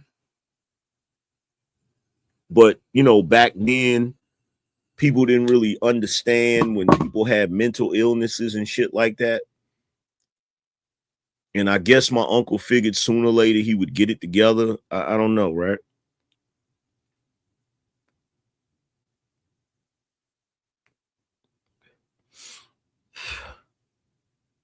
And all I know is that man, all I know is when I was young, it looked like he was doing everything in his power to make sure his family was good.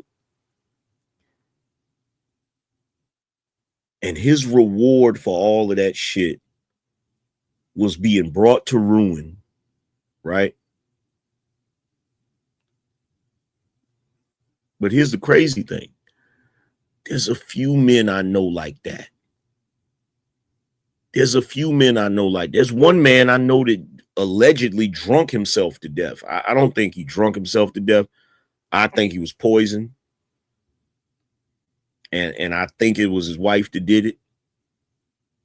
Like, it's so many stories that I know like this.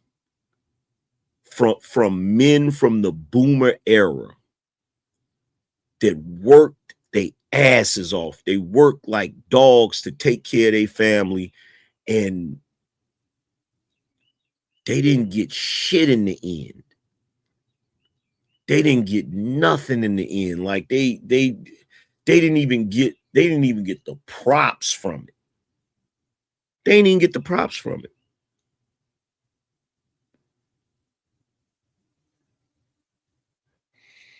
The only dudes that I know that didn't get a raw deal like that was the sorry ass dudes, the abusive dudes, the dudes that were neglectful and didn't care. They the only ones. But all of the men from the boomer era that were hardworking men that had families and tried to take care of their families, they always got a raw deal. They always got a raw deal. Like, I've seen it so many times play out the same damn way. The same way.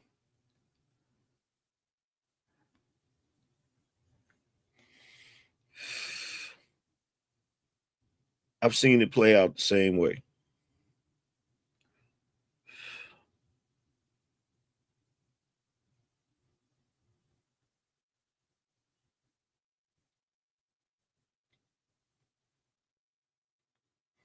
Let me tell you something. I'm going to say this to all you men that's watching this. If you're going to work your ass off, working two jobs and shit like that, do it for you. Do it for you. Don't do that shit for nobody else, man. Don't do that shit for nobody else.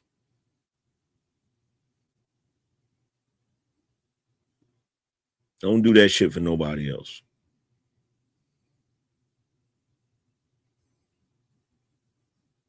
I remember one time, there's this cousin that I got that's a little bit older than me. She was mean as shit. She started talking to this dude. He was a real nice dude, right? She used to treat him horrible, right? One day,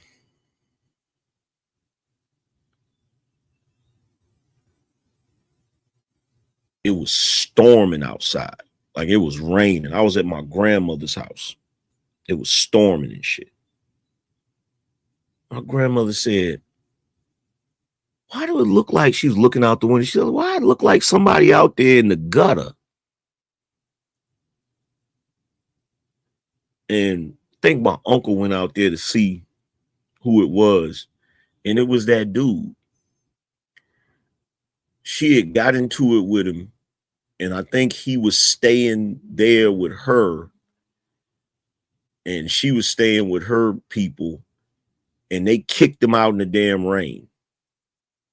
And he was messed up. I'm talking about he was messed up. He was crying and shit. And I'm going to tell you something right now.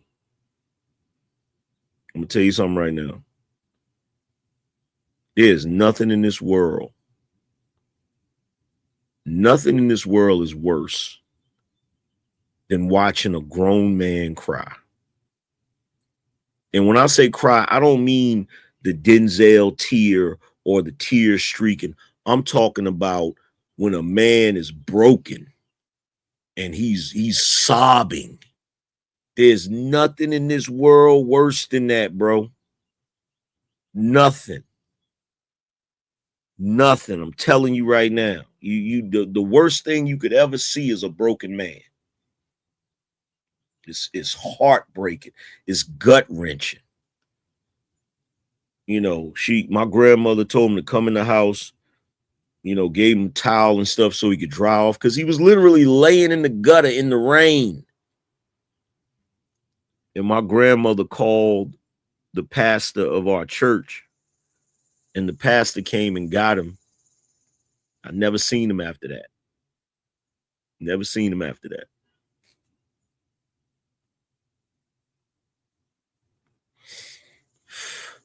When I tell you I've seen so many men go through it. I know dudes that was married for years, that was married from me being a kid, damn near to when I'm grown. And then one day, just out the blue, they wife divorce them and then go marry a dude that got more money and shit. That's why when people be up here talking about hypergamy, niggas be acting like hypergamy don't exist. I be like, bullshit, I've witnessed it. I've seen it with my own two damn eyes. And I'm not talking about men that are abusive. I'm not talking about men that don't want to work. I'm not talking about men that don't pay bills. I'm talking about men. Men from the era where you had to be a man, where you got up early in the morning, went to work, and you worked every day and worked the same damn job for 30 fucking years and paid bills and put kids through college and all of that shit. One day, just out the blue, they wife would divorce him and go marry the nigga that they was cheating on him with.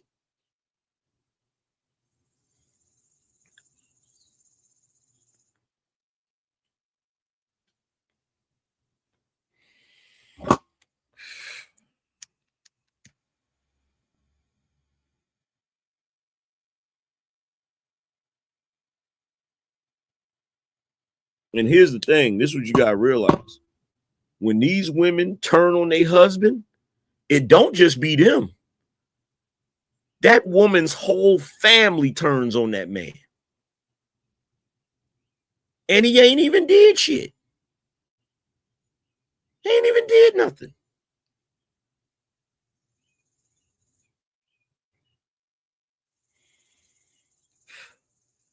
He ain't even did nothing.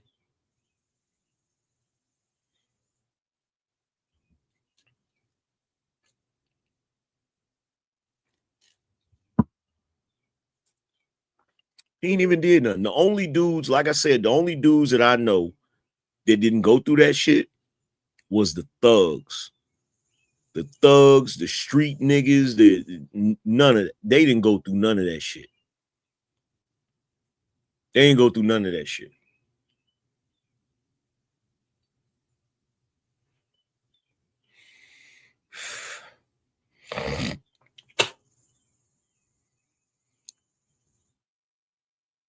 I got an uncle that worked his ass off all his damn life, take care of his family and shit. And then one day, after the kids is all grown and shit, he catches damn wife cheating on him.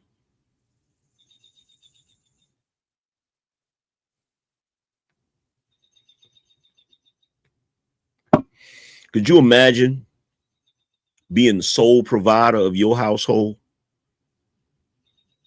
You working your ass off to pay the bills. You working your ass off to buy everything that needs to be bought. And you done did that shit for years. You done did that shit from the time that your kids was little all the way up until they grown. And then one day you just catch your wife cheating on you.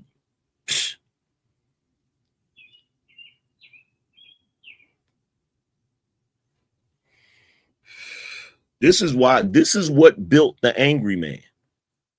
This is what built the Angryman. Sometimes I'm on panels and shit, and somebody will say to me, you know, because they don't like my rhetoric on YouTube, they'll be like, who hurt you? Ain't nobody hurt me. The question you should be asking is, how much hurt did I see inflicted on men growing up? That's the question. That's the question. The question ain't who hurt me, because ain't nobody hurt me. You feel me? Because I'm made of different stuff. So the question ain't who hurt me. The question is, how many grown men did I see be brought to ruin? That's the question. Because that's the reason I am the way I am. That's the reason I am the way I am. That's the reason why I've been the way I've been for my entire life. The type of shit that I witnessed those men go through, I've never went through none of that shit. Because I refused to deal with any. If I got with a woman, the moment I saw even an inkling of that type of shit, the moment I saw any of those red flags, we done. We done. We done. And I'm the type of nigga, if you try to come at me crazy, you'll want to leave before I leave. Like, for real. You'll want to get the hell away from me. Because you're not going to talk crazy to me. You're not going to do none of that extra shit to me. And I'm not worried about nobody's family members or none of that shit. I ain't worried about nobody's brothers or none of that shit. I wish a nigga would. But I've watched so many men be brought to ruin on a humble. They didn't even do shit. And I know they didn't do shit because I came up around them. I watched them. I know who's who. Because I was a street nigga. So I know, like, here's the thing. When you a street nigga, this is what it means. This is what they mean when they say you got your ear to the street. When you just a regular square and you just living your life, you don't know everybody's business. But when you a street nigga, you know everybody's business. You know everybody's business. So the crazy shit is, being a street nigga, I would know when dudes' wives was cheating on them before them dudes knew it, because the streets talk. I would know it. Like right now as we speak, I know women in my father's age bracket that's holy rollers. I'm talking about they go to church every Sunday. I'm talking about the holier than thou sanctified crowd. They out here cheating like a motherfucker, unbeknownst to their husbands.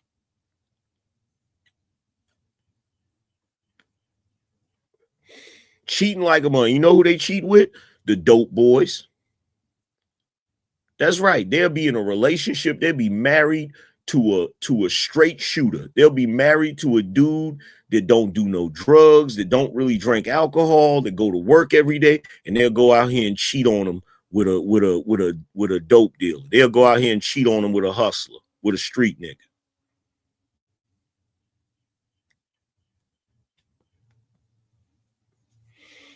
See, that's the one thing about, if you ever came up as a street nigga, you've seen the worst of humanity.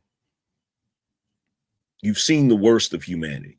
See, the people that ain't street niggas, they live their regular life. You feel me? They don't see, just like right now, I'm here in Raleigh. I'm not a street nigga here. I'm not out here in the streets. So I don't see none of the messed up shit. I just see the regular shit. You feel me? But when I was a street nigga, I saw the regular shit and the underworld shit, the messed up shit.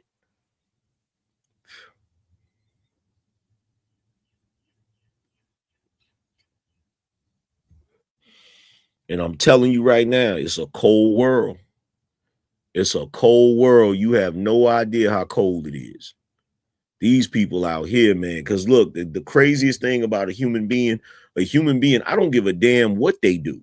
I don't care how messed up the shit is that they do. They will figure out a way to rationalize that shit. Because ain't now one of them think they doing anything wrong. They will figure out a way to rationalize that shit. I promise you.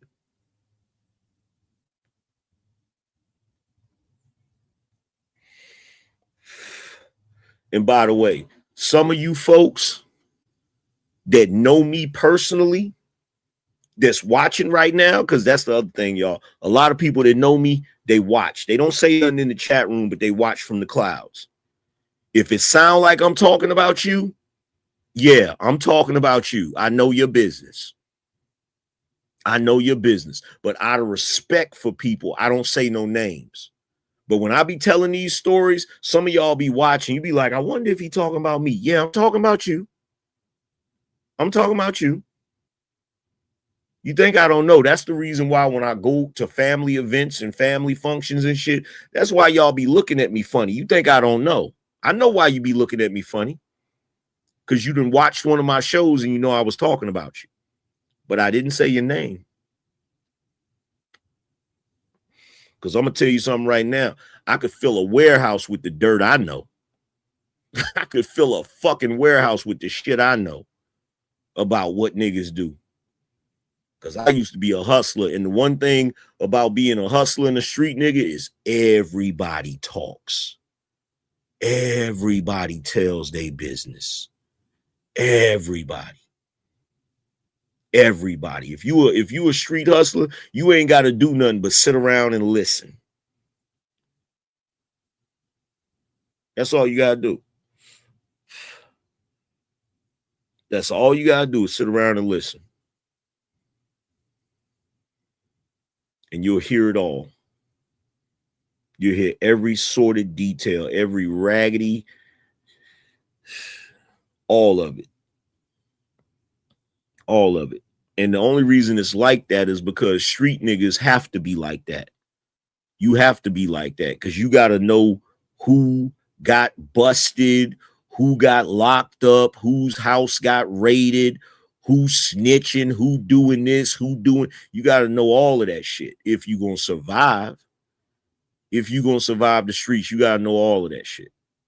You feel me? And the thing about fiends and drug addicts, they see everything. They see everything and they tell everything. They tell everything to the hustlers. And that's how the hustlers know everybody's business and shit.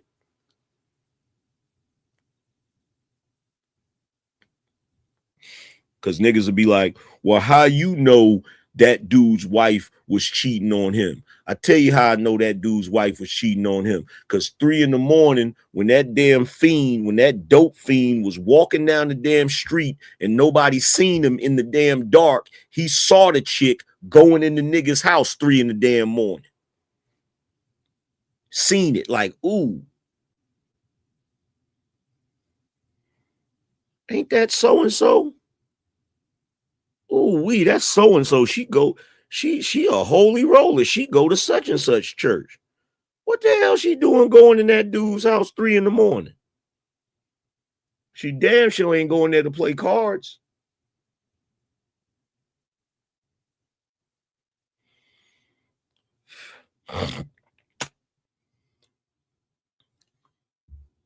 Don said, just because you know don't mean you understand why. Man, please. Human beings ain't that damn complicated. Human beings are not that complicated.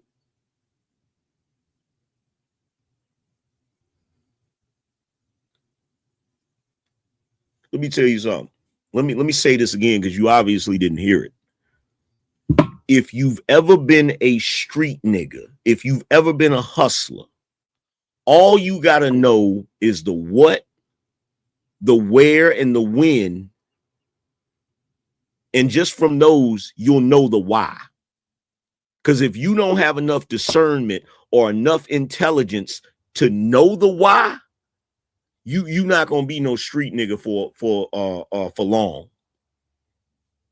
You're not gonna be no street nigga for long.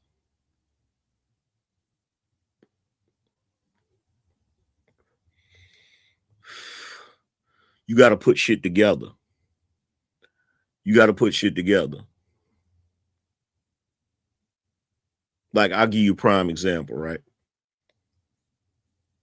So one day I was here in Raleigh when in my younger days, right?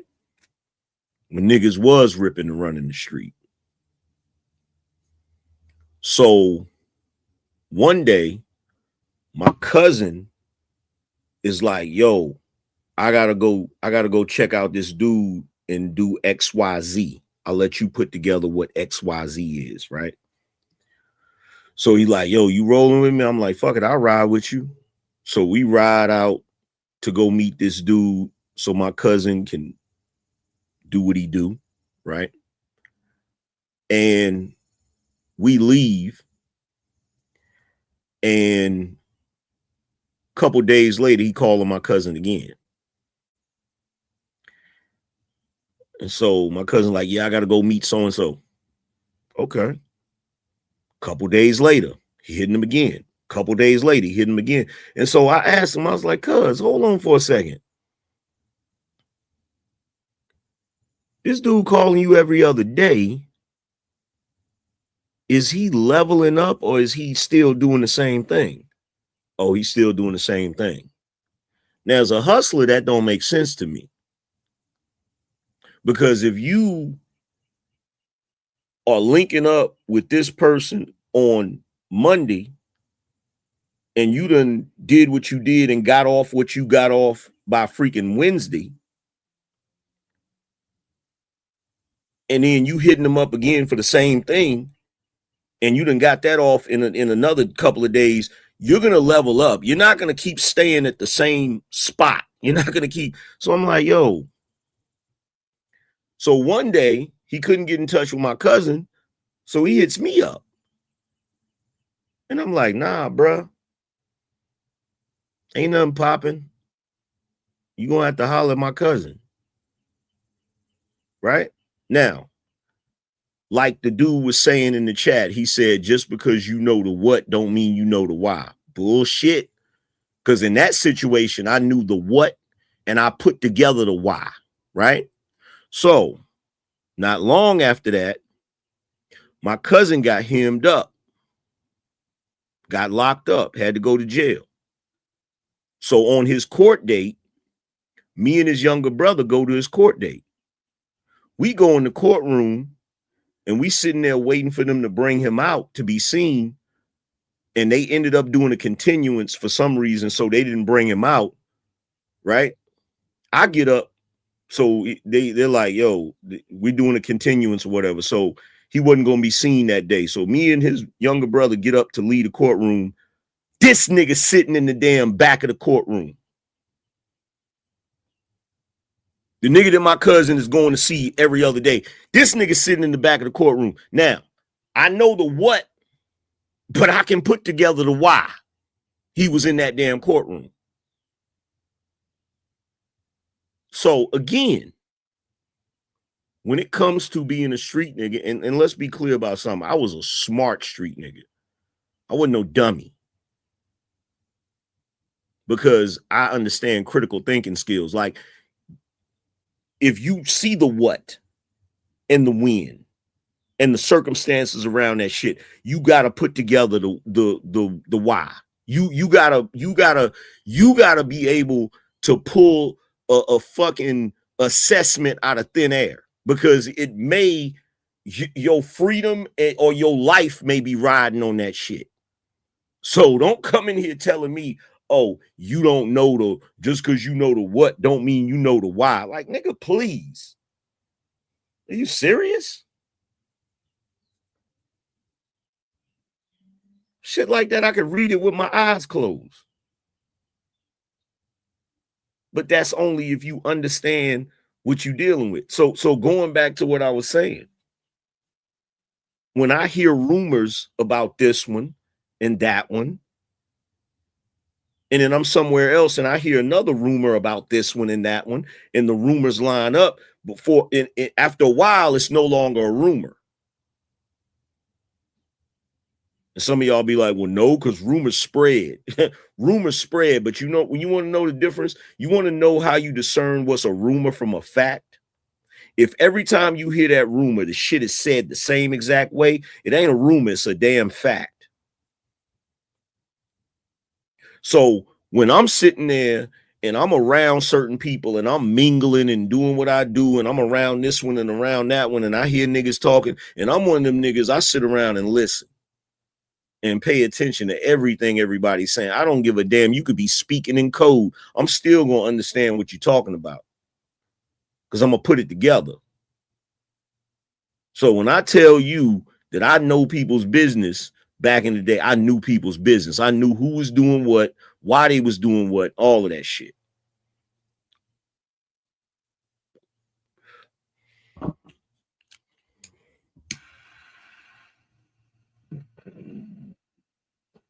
That's what you call looking out for the referee. You feel me? Look out for the cookout.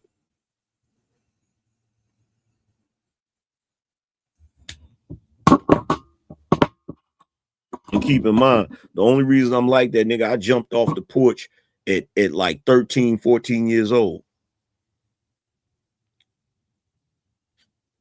I was one of them little dudes. I was one of them little dudes that was hanging out with the older dudes. So I sat back and watched how dudes politic. I watched how dudes move. I watched how the dudes that were successful moved compared to the dudes that wasn't successful. And how they moved and shit.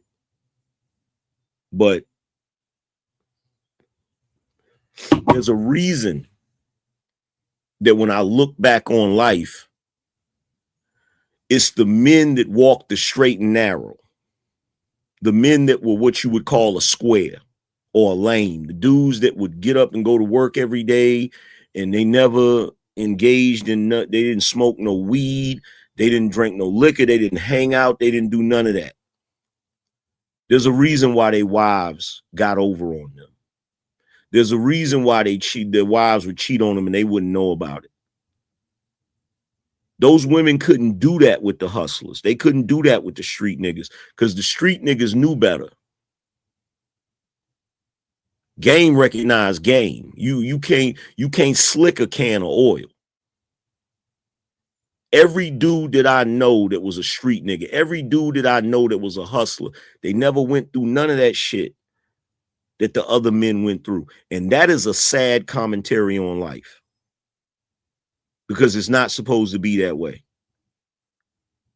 The straight and narrow dude, the working man, the guy that gets up every day and goes and punches that clock, pays his bills on time, takes care of his family, makes sure his kids are straight, makes sure his kids is in college. That's not the guy that's supposed to catch the raw deal. That's not the guy that's supposed to be disrespected by his wife.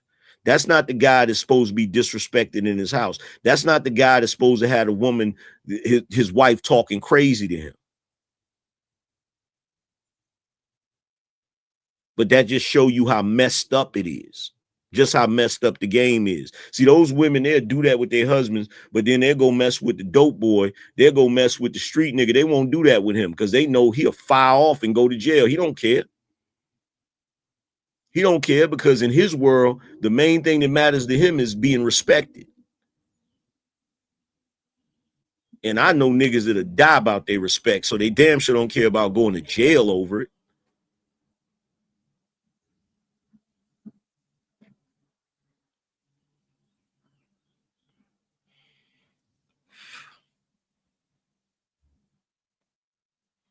I tell you this right now, that same girl cousin that I had that put that dude out and he was laying in the freaking gutter and shit, she later got into a relationship with a thug ass nigga.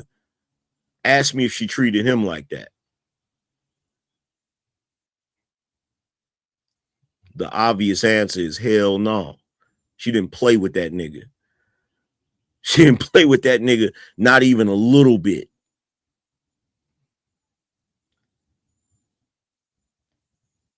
And that type of shit is what lets you know women know what they're doing. This is not something that, oh, this is just a unfortunate circumstance. No, they are actively doing shit. Because they'll only do it with a certain type of man. With the other type of man, they won't do that shit. And that what that tells you is if you could behave and act like you got some sense with that street nigga, you could behave and act like you got some sense with that working class dude. But the reason why you treat that working class dude like that is because you don't respect him. And unfortunately, the men that do what they're supposed to do, the women don't respect them. They don't respect it, fam. I hate to have to put it like that, but it's the truth.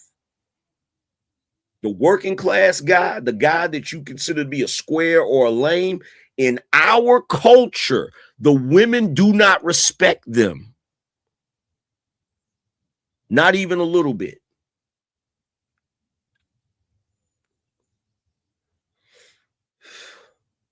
You look at this whole situation with ASAP Rocky and Rihanna at the Met Gala.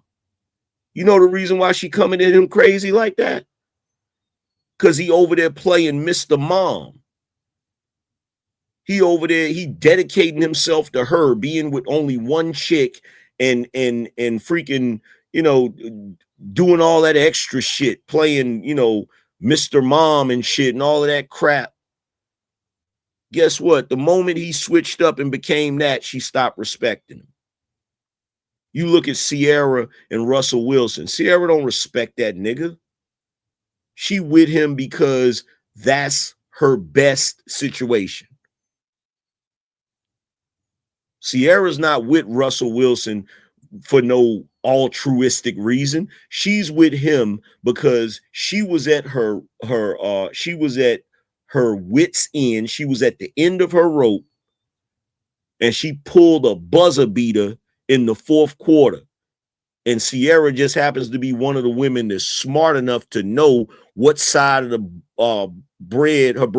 what side her bread is buttered on. That's the reason why that relationship is working, because she knows she ain't gonna find another Russell Wilson. She know that.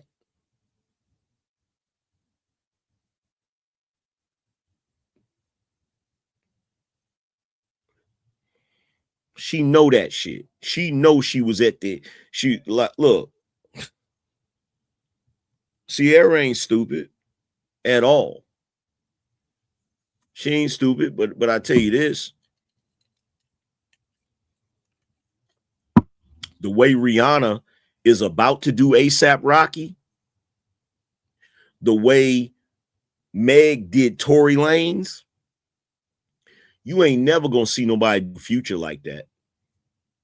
As much as everybody gets up here and talks trash about Future and makes him the token Pookie and acts like if Pookie was in the dictionary, it'd be a picture of Future next to it. And they talk about how he got so many baby mamas and how he, ain't got no discipline and he just screwing everything. Let me tell you something.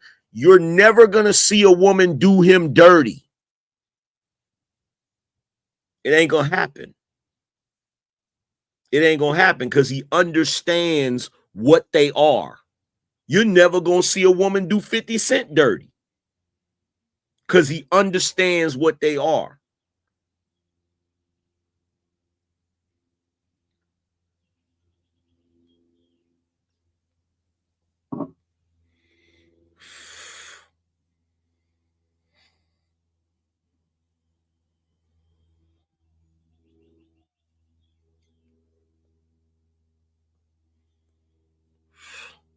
This is what, let me tell you something. if you ever watched The Bronx Tale,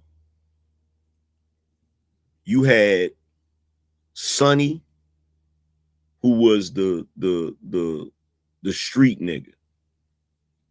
You had Sonny, who was the street mafioso dude. And then you had Collagenou's father. What was his name in that movie? What was Robert De Niro's name in A Bronx Tale? There's a lot of shit you can learn from A Bronx Tale. What was his name? Lorenzo. I think his name was Lorenzo, if I'm not mistaken, right? So yeah, Sonny, you had Lorenzo.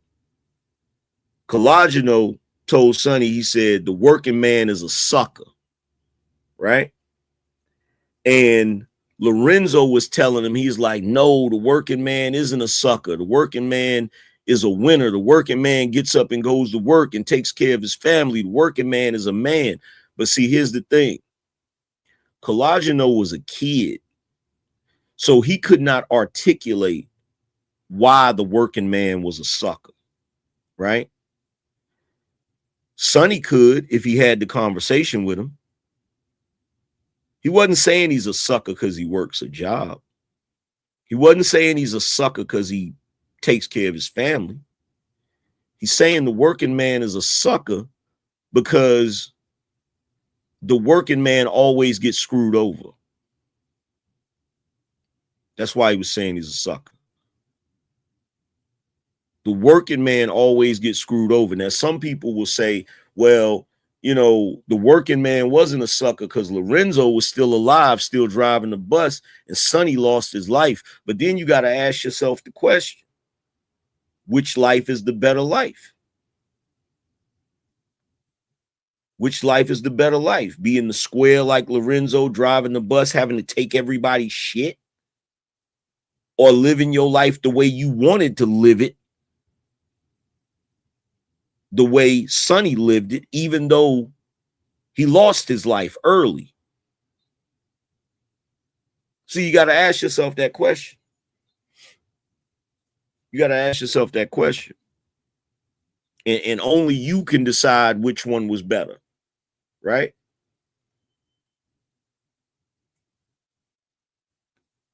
You look at somebody like Biggie and Tupac. You're like, okay, well, shit. Tupac and Biggie, they lost their lives early. They lost their lives in their 20s. True. But niggas is still talking about them. Niggas is still talking about them to this day. So one could argue that them dudes live more life in their short amount of time than most people live if they live to be 90 years old.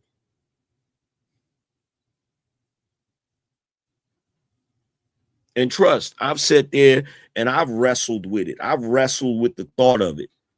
And the only reason I've wrestled with the thought of it is because I've seen so many working class dudes get screwed over. I've seen so many working class dudes just get fucked over.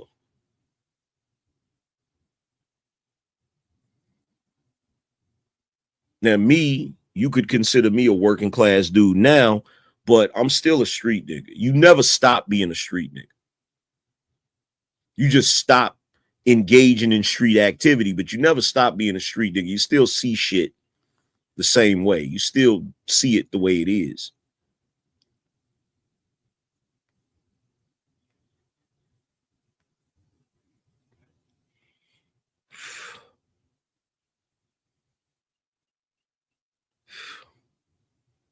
You still see shit the way it is.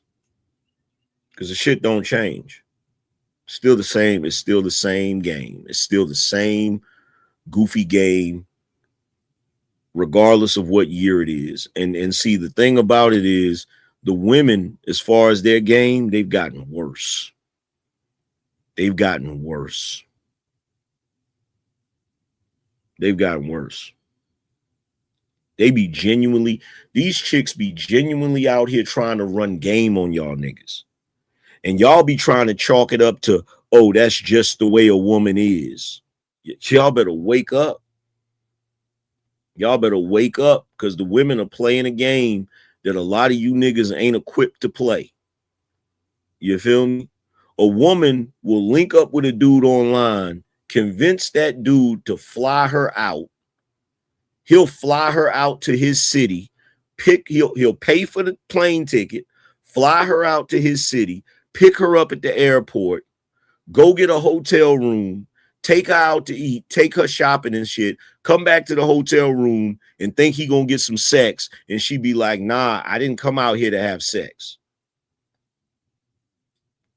Do you think for 1 second that before that chick accepted that plane ticket, before that chick agreed to fly out to wherever that dude was and stay in that hotel room, do you think for 1 second that she didn't think in her mind, this dude is going to be expecting sex? Of course she did.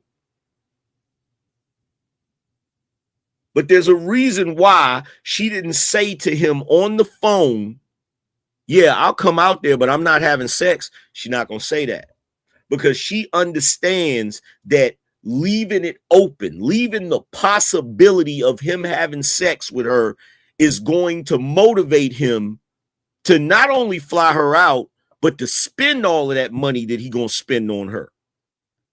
It isn't until after he spent all of that money that she's then going to be like, nah, I didn't want to have sex. Because what you going to do at that point? You can't force her. And she know it. So guess what? Congratulations, you got played. Congratulations, you got played. And you niggas run around here coming up with catchphrases to justify getting played. Saying shit like, well, it ain't tricking if you got it. Well, I'm going to charge it to the game. Y'all don't care nothing about your reputations. Nothing. And it's the weirdest shit in the world to me, because when I was coming up, us dudes was trying to get women to spend money on us. Now y'all live in an era where the women are finessing and finagling y'all, getting y'all to spend money on them.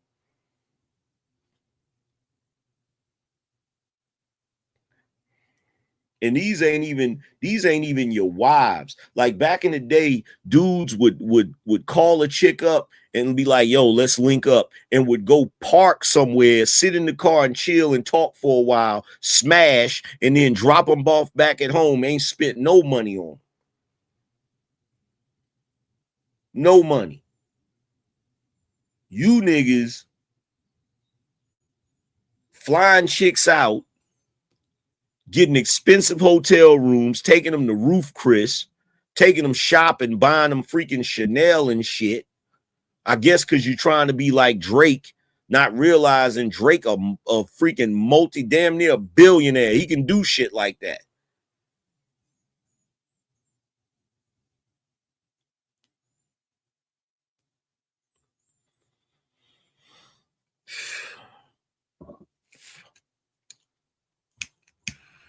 These chicks out here playing a cold game. And I know y'all just saw, did y'all just see what that chick did to ABBA? Jumped out there and put out a video. This chick that used to talk to ABBA, his ex-girlfriend, jumped out there and put out a video talking about she was pregnant by him and she was gonna have a baby, and she decided to delete the baby, and she kept changing her mind. And because she kept changing her mind, ABBA got mad with her and said he not dealing with her no more. And so she ultimately ended up getting rid of the baby. And now she online telling everybody all of the damn business. Why is she doing that? You know why she's doing that? Because she wants to ruin his fucking reputation. She wants to ruin his reputation, because in her mind, I guarantee you, she thought the moment she got pregnant, ooh, I'm pregnant by ABBA. He over there making all that YouTube money. I'm gonna be straight. Then when she realized he didn't want to have nothing to do with her, She said, screw it. I'll just get rid of the baby because I'm not trying to do this. I'm not trying to get pregnant, have the baby, and then fight him for money. See, he threw a monkey wrench in her plan when he said he didn't want to deal with her. And so she said, screw it, I'll get rid of the baby, but that ain't going to be the end of it. I'm going to come online and I'm going to tell this story. I'm going to show these text messages and I'm going to mess up your reputation because I'm not getting no return on my investment. I told you, these women, the moment they get around a dude that they think got any money, they feel like they entitled to it. They feel like they're entitled to your money. They feel like they're entitled to your resources. They feel like they're entitled to whatever it is you got going on. They walking around looking at you niggas like meal tickets, looking at you like lottery tickets. I told you, I'll never forget it. I went to child support court for my kids. And after court was over, we had to go to the clerk and sign some paperwork and shit. And as I'm standing there signing the paperwork, my ex gonna say to me, I don't understand what's going on. You supposed to be rich by now. It was in that moment that I realized what time it was.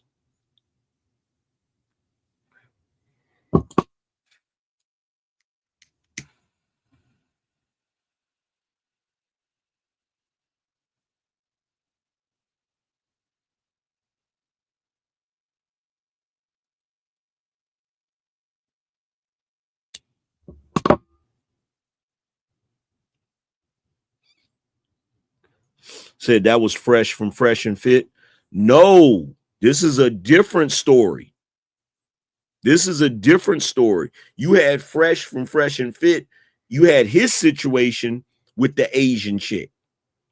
But Abba from Abba and Preach, Abba had a situation with a Filipino chick.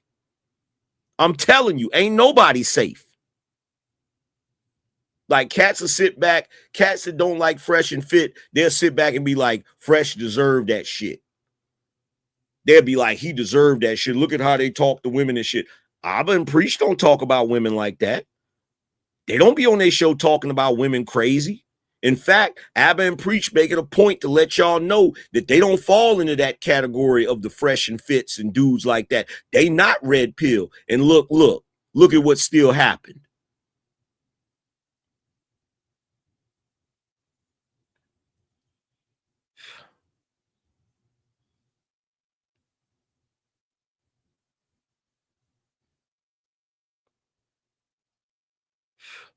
Yeah, I'm not getting Fresh mixed up with Abba. In fact, hold on.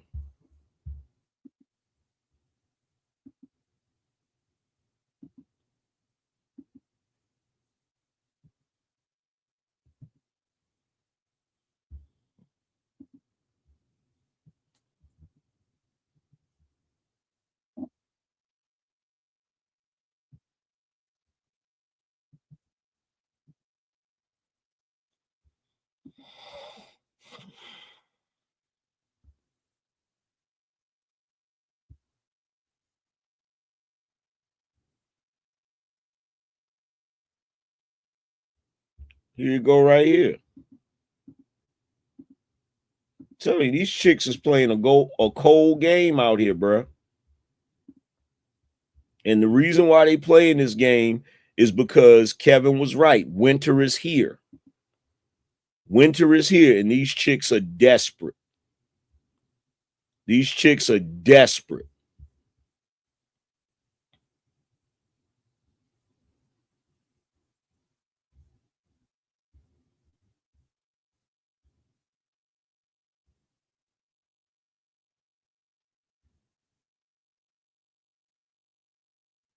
So this is the chick. This is the chick from Fresh, right?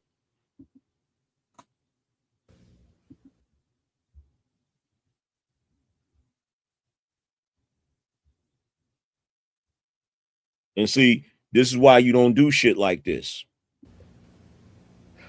Again. This is why you don't do shit like this. This is why you don't do shit like this.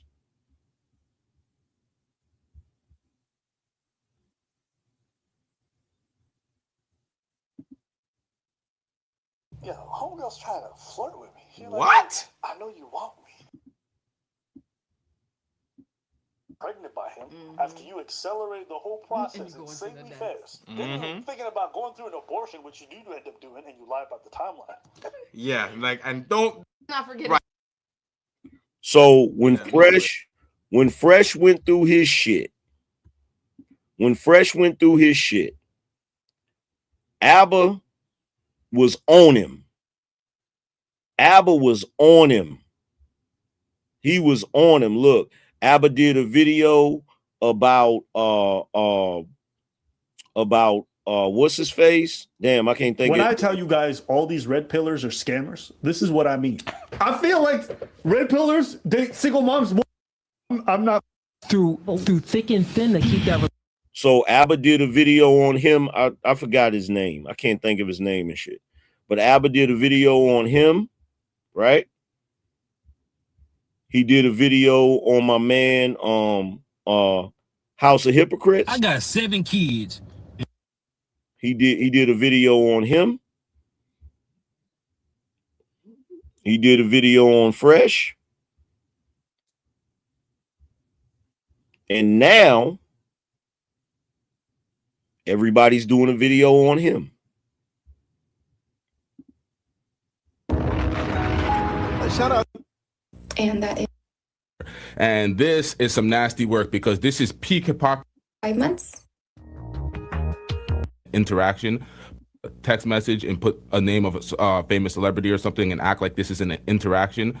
But when you pull up the Instagram and it's actually ABBA and they're actually having a back and forth, there's some credence here. And this is some nasty work because this is peak hypocrisy. This is the Daisy situation all over again. Pretty much 2 years from this moment, 2 years ago was a Daisy situation. Same month, same everything, 2 years ago. Filthy work.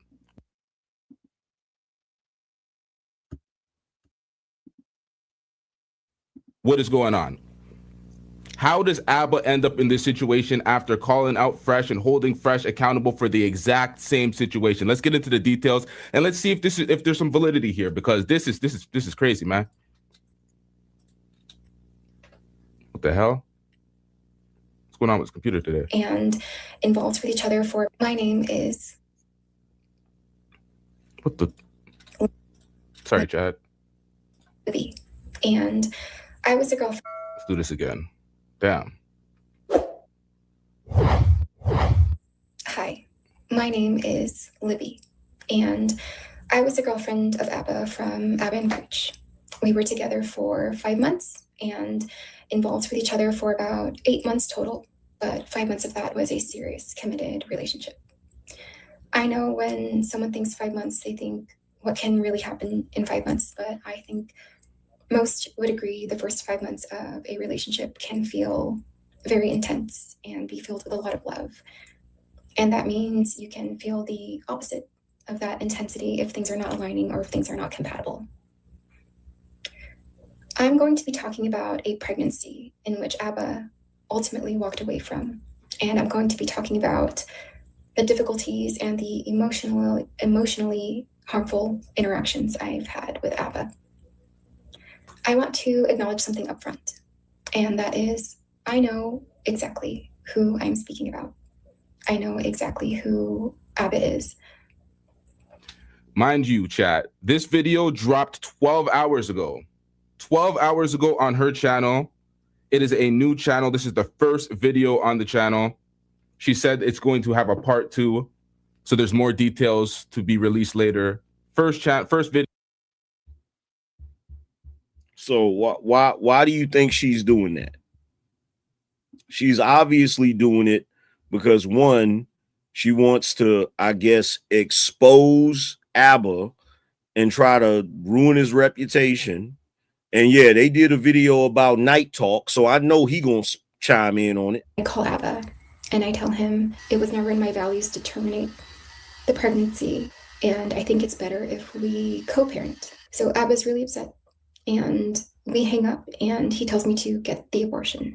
And he tells me I don't have anything to say, just get the abortion. He said, talking about this bitch again on my channel, bro.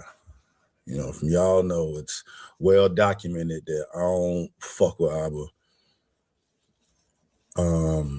But some things are more important, and this is extremely important. Came across this video, man. The title of the video is My Pregnancy with Abba from Abba and Preach. It comes from one Libby Callion, right? And I've seen the video in its entirety, bro. Right. And you know, it's fucked up. It's very fucked up. It's disgusting. It's evil. Right. And I'm just gonna let the video play and let the video speak for itself. Hi. So now everybody that ABBA has ever did a video about where he's talking shit about red pill this, red pill that, they getting a piece of this. My name is Libby, and I was a girlfriend of Abba. Like everybody's getting a piece of this. Look at this shit. Everybody's doing this shit. Even ABBA came out and addressed it, right? Or, you know, in my opinion, doing damage control. You know what I'm saying? Hey, what's up, y'all? It's D. So I'm here to react to this whole ABBA baby mama drama situation as told by his ex. So interestingly enough, she actually reached out to me regarding this. So I've already seen these videos. I talked about this on my Patreon. Okay, check it out if you're interested. I have a video that I have put up today giving more. Now, this is a prime example. Like, I'm gonna tell you why this is nasty work. I don't care who you are. You can get up here on YouTube and you could try to speak for women. You can try to be like, I'm not like the rest of these men. I actually respect women, and you know, and you can cape for these women all day. That shit don't matter. That shit do not matter. Ain't nothing sacred when it comes to these women. I've watched these women go in on dudes that was full on simps. I'm talking about dudes that would get up here. There's dudes that will get up here and they will praise women and do nothing but talk shit about men. I've watched women go in on them dudes because they not loyal. They not loyal. They don't. It ain't no thing where it's like, oh, well, he's a good dude, so I'm not going to try to ruin his reputation, or, oh, he's a good dude, so I'm not going to try to go in on him. That shit don't exist. The way these women work is they will rock with you as long as you agree with them. As long as you agree with them and you caping for them, they will rock out with you all day long. But the moment that you do something that they don't like, the moment they feel like you've wronged them, you're going to be every scumbag under the sun. You're going to be every trifling, raggedy ass, no good man that has ever existed. They don't care.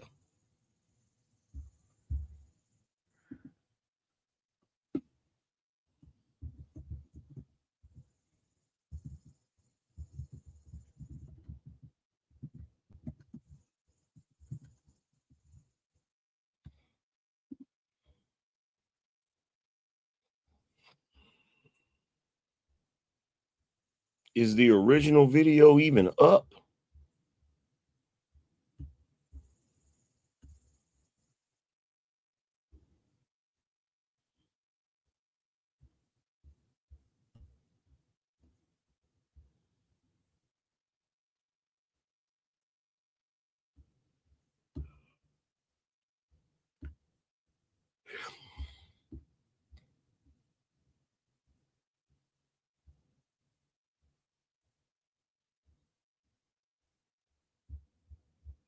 I don't even know if the original video is even up.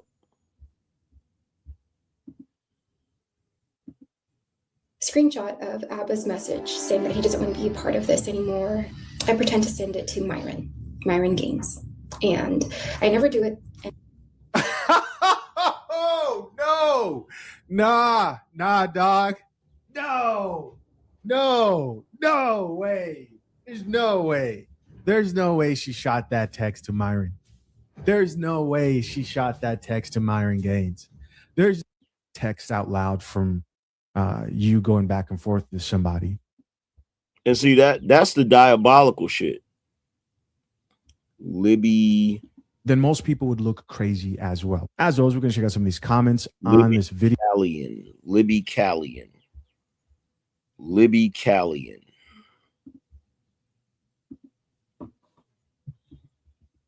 Some story because Abba is his op. The only fool in this situation is her, not him. Yeah, nah. I believe Abba definitely played a role in this as well. To sit here and Yep.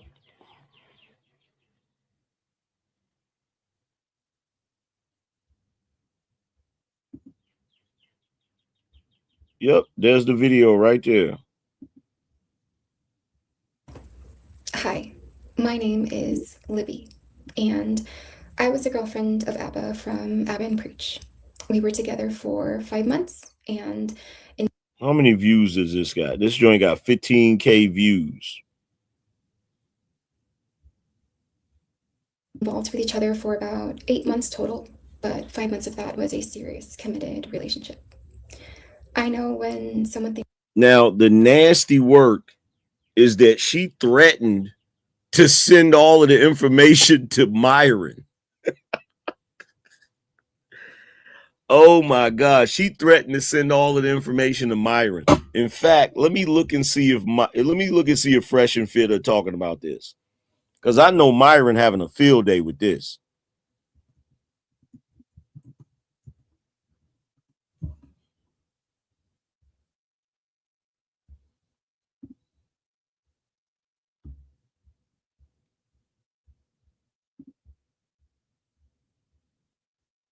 Oh snap, they ain't talked about it yet. They ain't even talked about it yet. Let's see if Myron.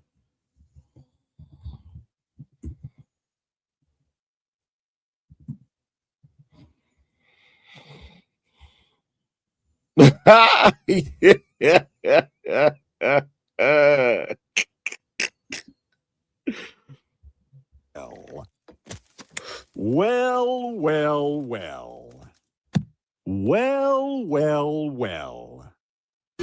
Boys, you were not sucker punched.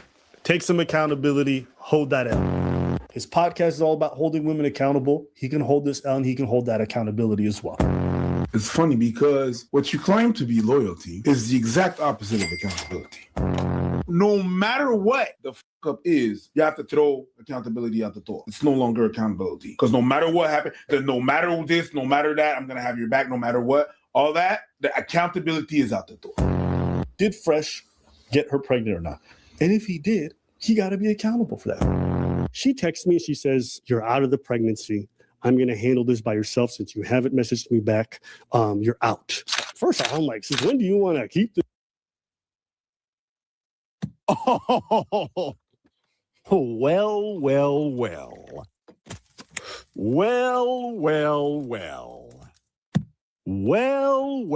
well. This thing, 1, 2, said, "What do you mean you cutting me out?" So I text her very calmly. I'm like, "Yo, call me." She don't do that. But now my anxiety is a bit up because I'm like, say I'm not in it anymore, which is well. Wait a minute. What does that text message say? Hold on. Parasite, I don't care. Eat shit, sleep. I want my peace back. I want you gone. So hurry up. You've made 9 accounts harassing me and blackmail. Damn. Well. Well, well, well. A crazy thing to experience.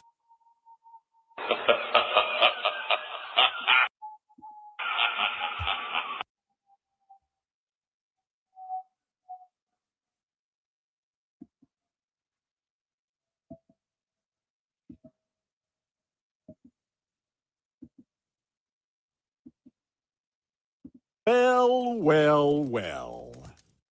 Well, well, well. Gentlemen, welcome to the fucking stream, baby. I don't pull out the suit often, but when I do, it's typically to call out a piece of shit that's the biggest hypocrite on the fucking internet. Okay? You guys might know him as Abba, Zaba, or Jafar. But what he really is a fucking scumbag that's been lying, talking shit, sitting on his moral high ground for years. He's been on YouTube for like 10 plus years, right? I have integrity. I am honest. I am above everyone else. I'm above reproach. Well, well, well, well. I can't, bro. I can't. Like, I swear to God, I feel like Fresh and Fit versus Abba and Preach has been the longest internet beef that has ever existed. Am I wrong? I don't think anybody has had beef this long.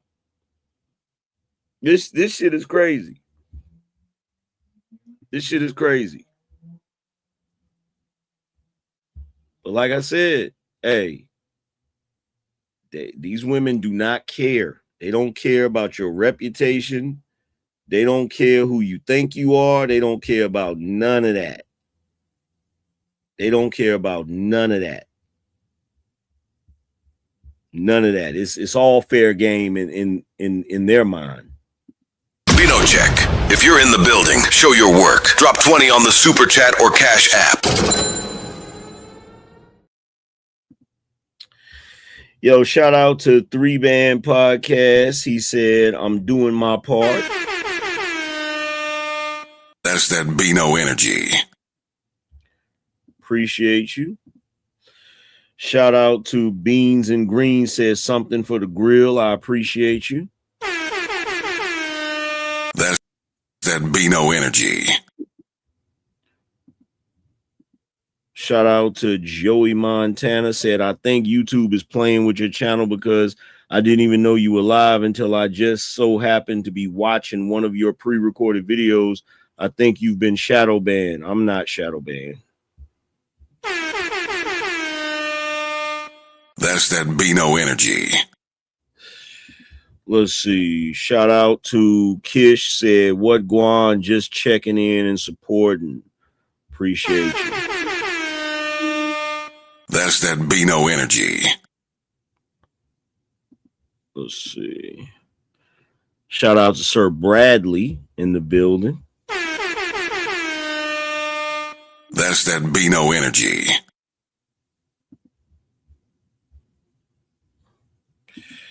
Shout out to a Burn King. Appreciate you. That's that BINO energy. Let's see.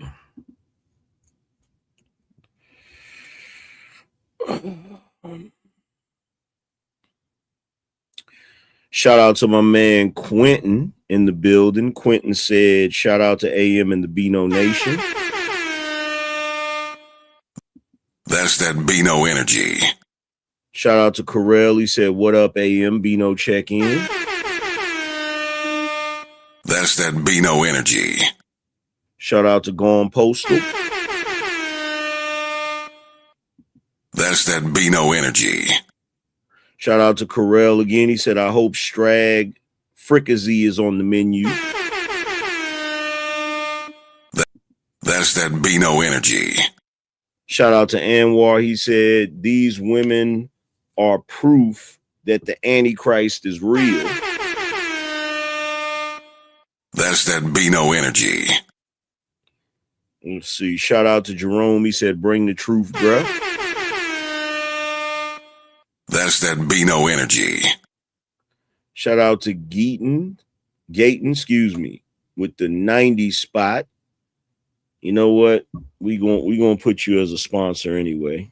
Just this one time.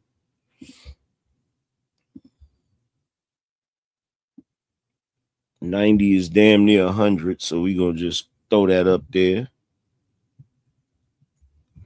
Shout out to you, brother, for that. Appreciate you.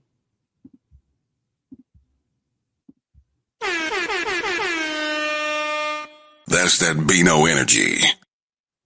Oh, it's a lot better than we usually do. All right, chums, I'm ready, guys. Let's do this. Leroy Jenkins. See who else we got in the building. Shout out to D. Murray. He said, thanks for today's show. That's that BINO energy. Shout out to Bradley. He said, will you do another Angry Church with Jap? I doubt it because my schedule. I doubt it. The reason why we stopped before is because our schedules, you know. That's that BINO energy. Let's see. And now we got to do the super chats. It's that time again. We going up. It's time to read the super chats.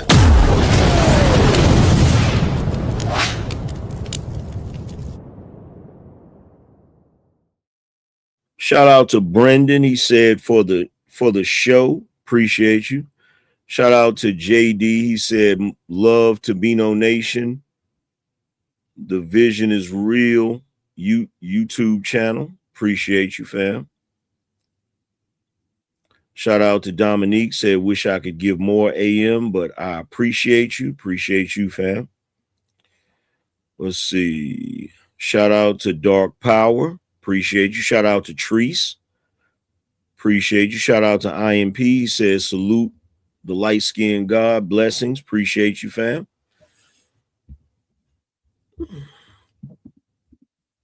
Shout out to 3-Man Podcast for the membership. He says support the black male media. Shout out to Sister Beth. He said both have to learn how to be men and women. Many were never taught. Shout out to AKA JK. Said thanks for the content, AM. Shout out to Cornelius. He said that's why they will call a 40-year-old man a creep / predator for dating a 25-year-old woman. It's a way to guilt him into being with an older woman. Facts. Shout out to Sister Beth. He said, what if a woman asked you to teach her how to be your wife? She should have been taught that from her mother. Shout out to King Sai. Said, AM, during and after my divorce, I had to go through everything I brought up. I saw myself in your unc's friend's story. Who I am today is for myself and my son. I thank God every day for guiding me, no doubt. Appreciate you. Hold on for a second. Shout out to Shakedown. That's that BINO energy. Shout out to RE. Said, Breezy said it. These hoes ain't loyal. Salute. Appreciate you.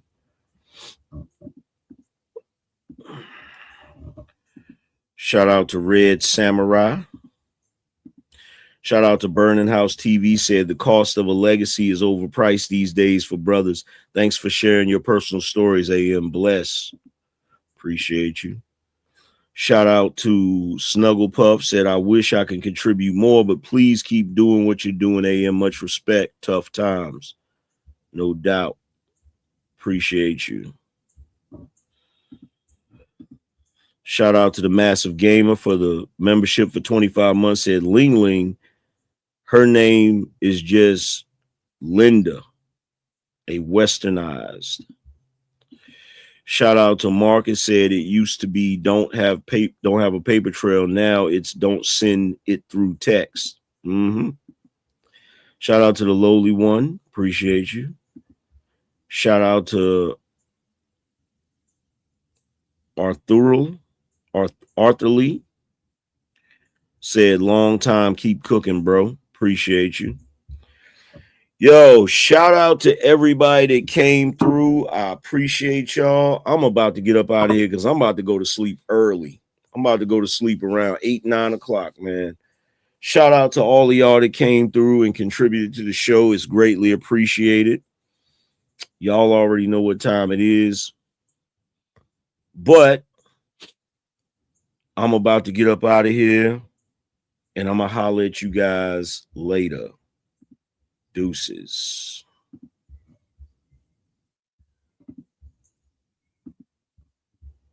The session is closed. The board is dismissed.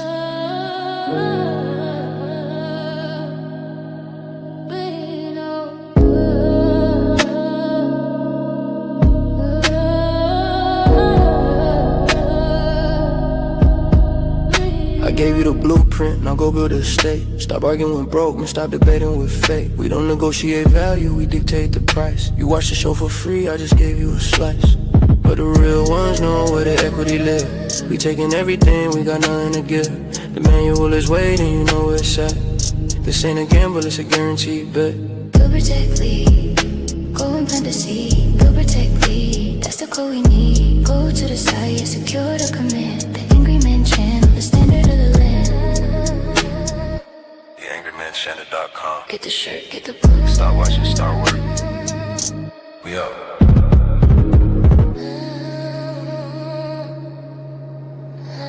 The session is closed. The board is dismissed.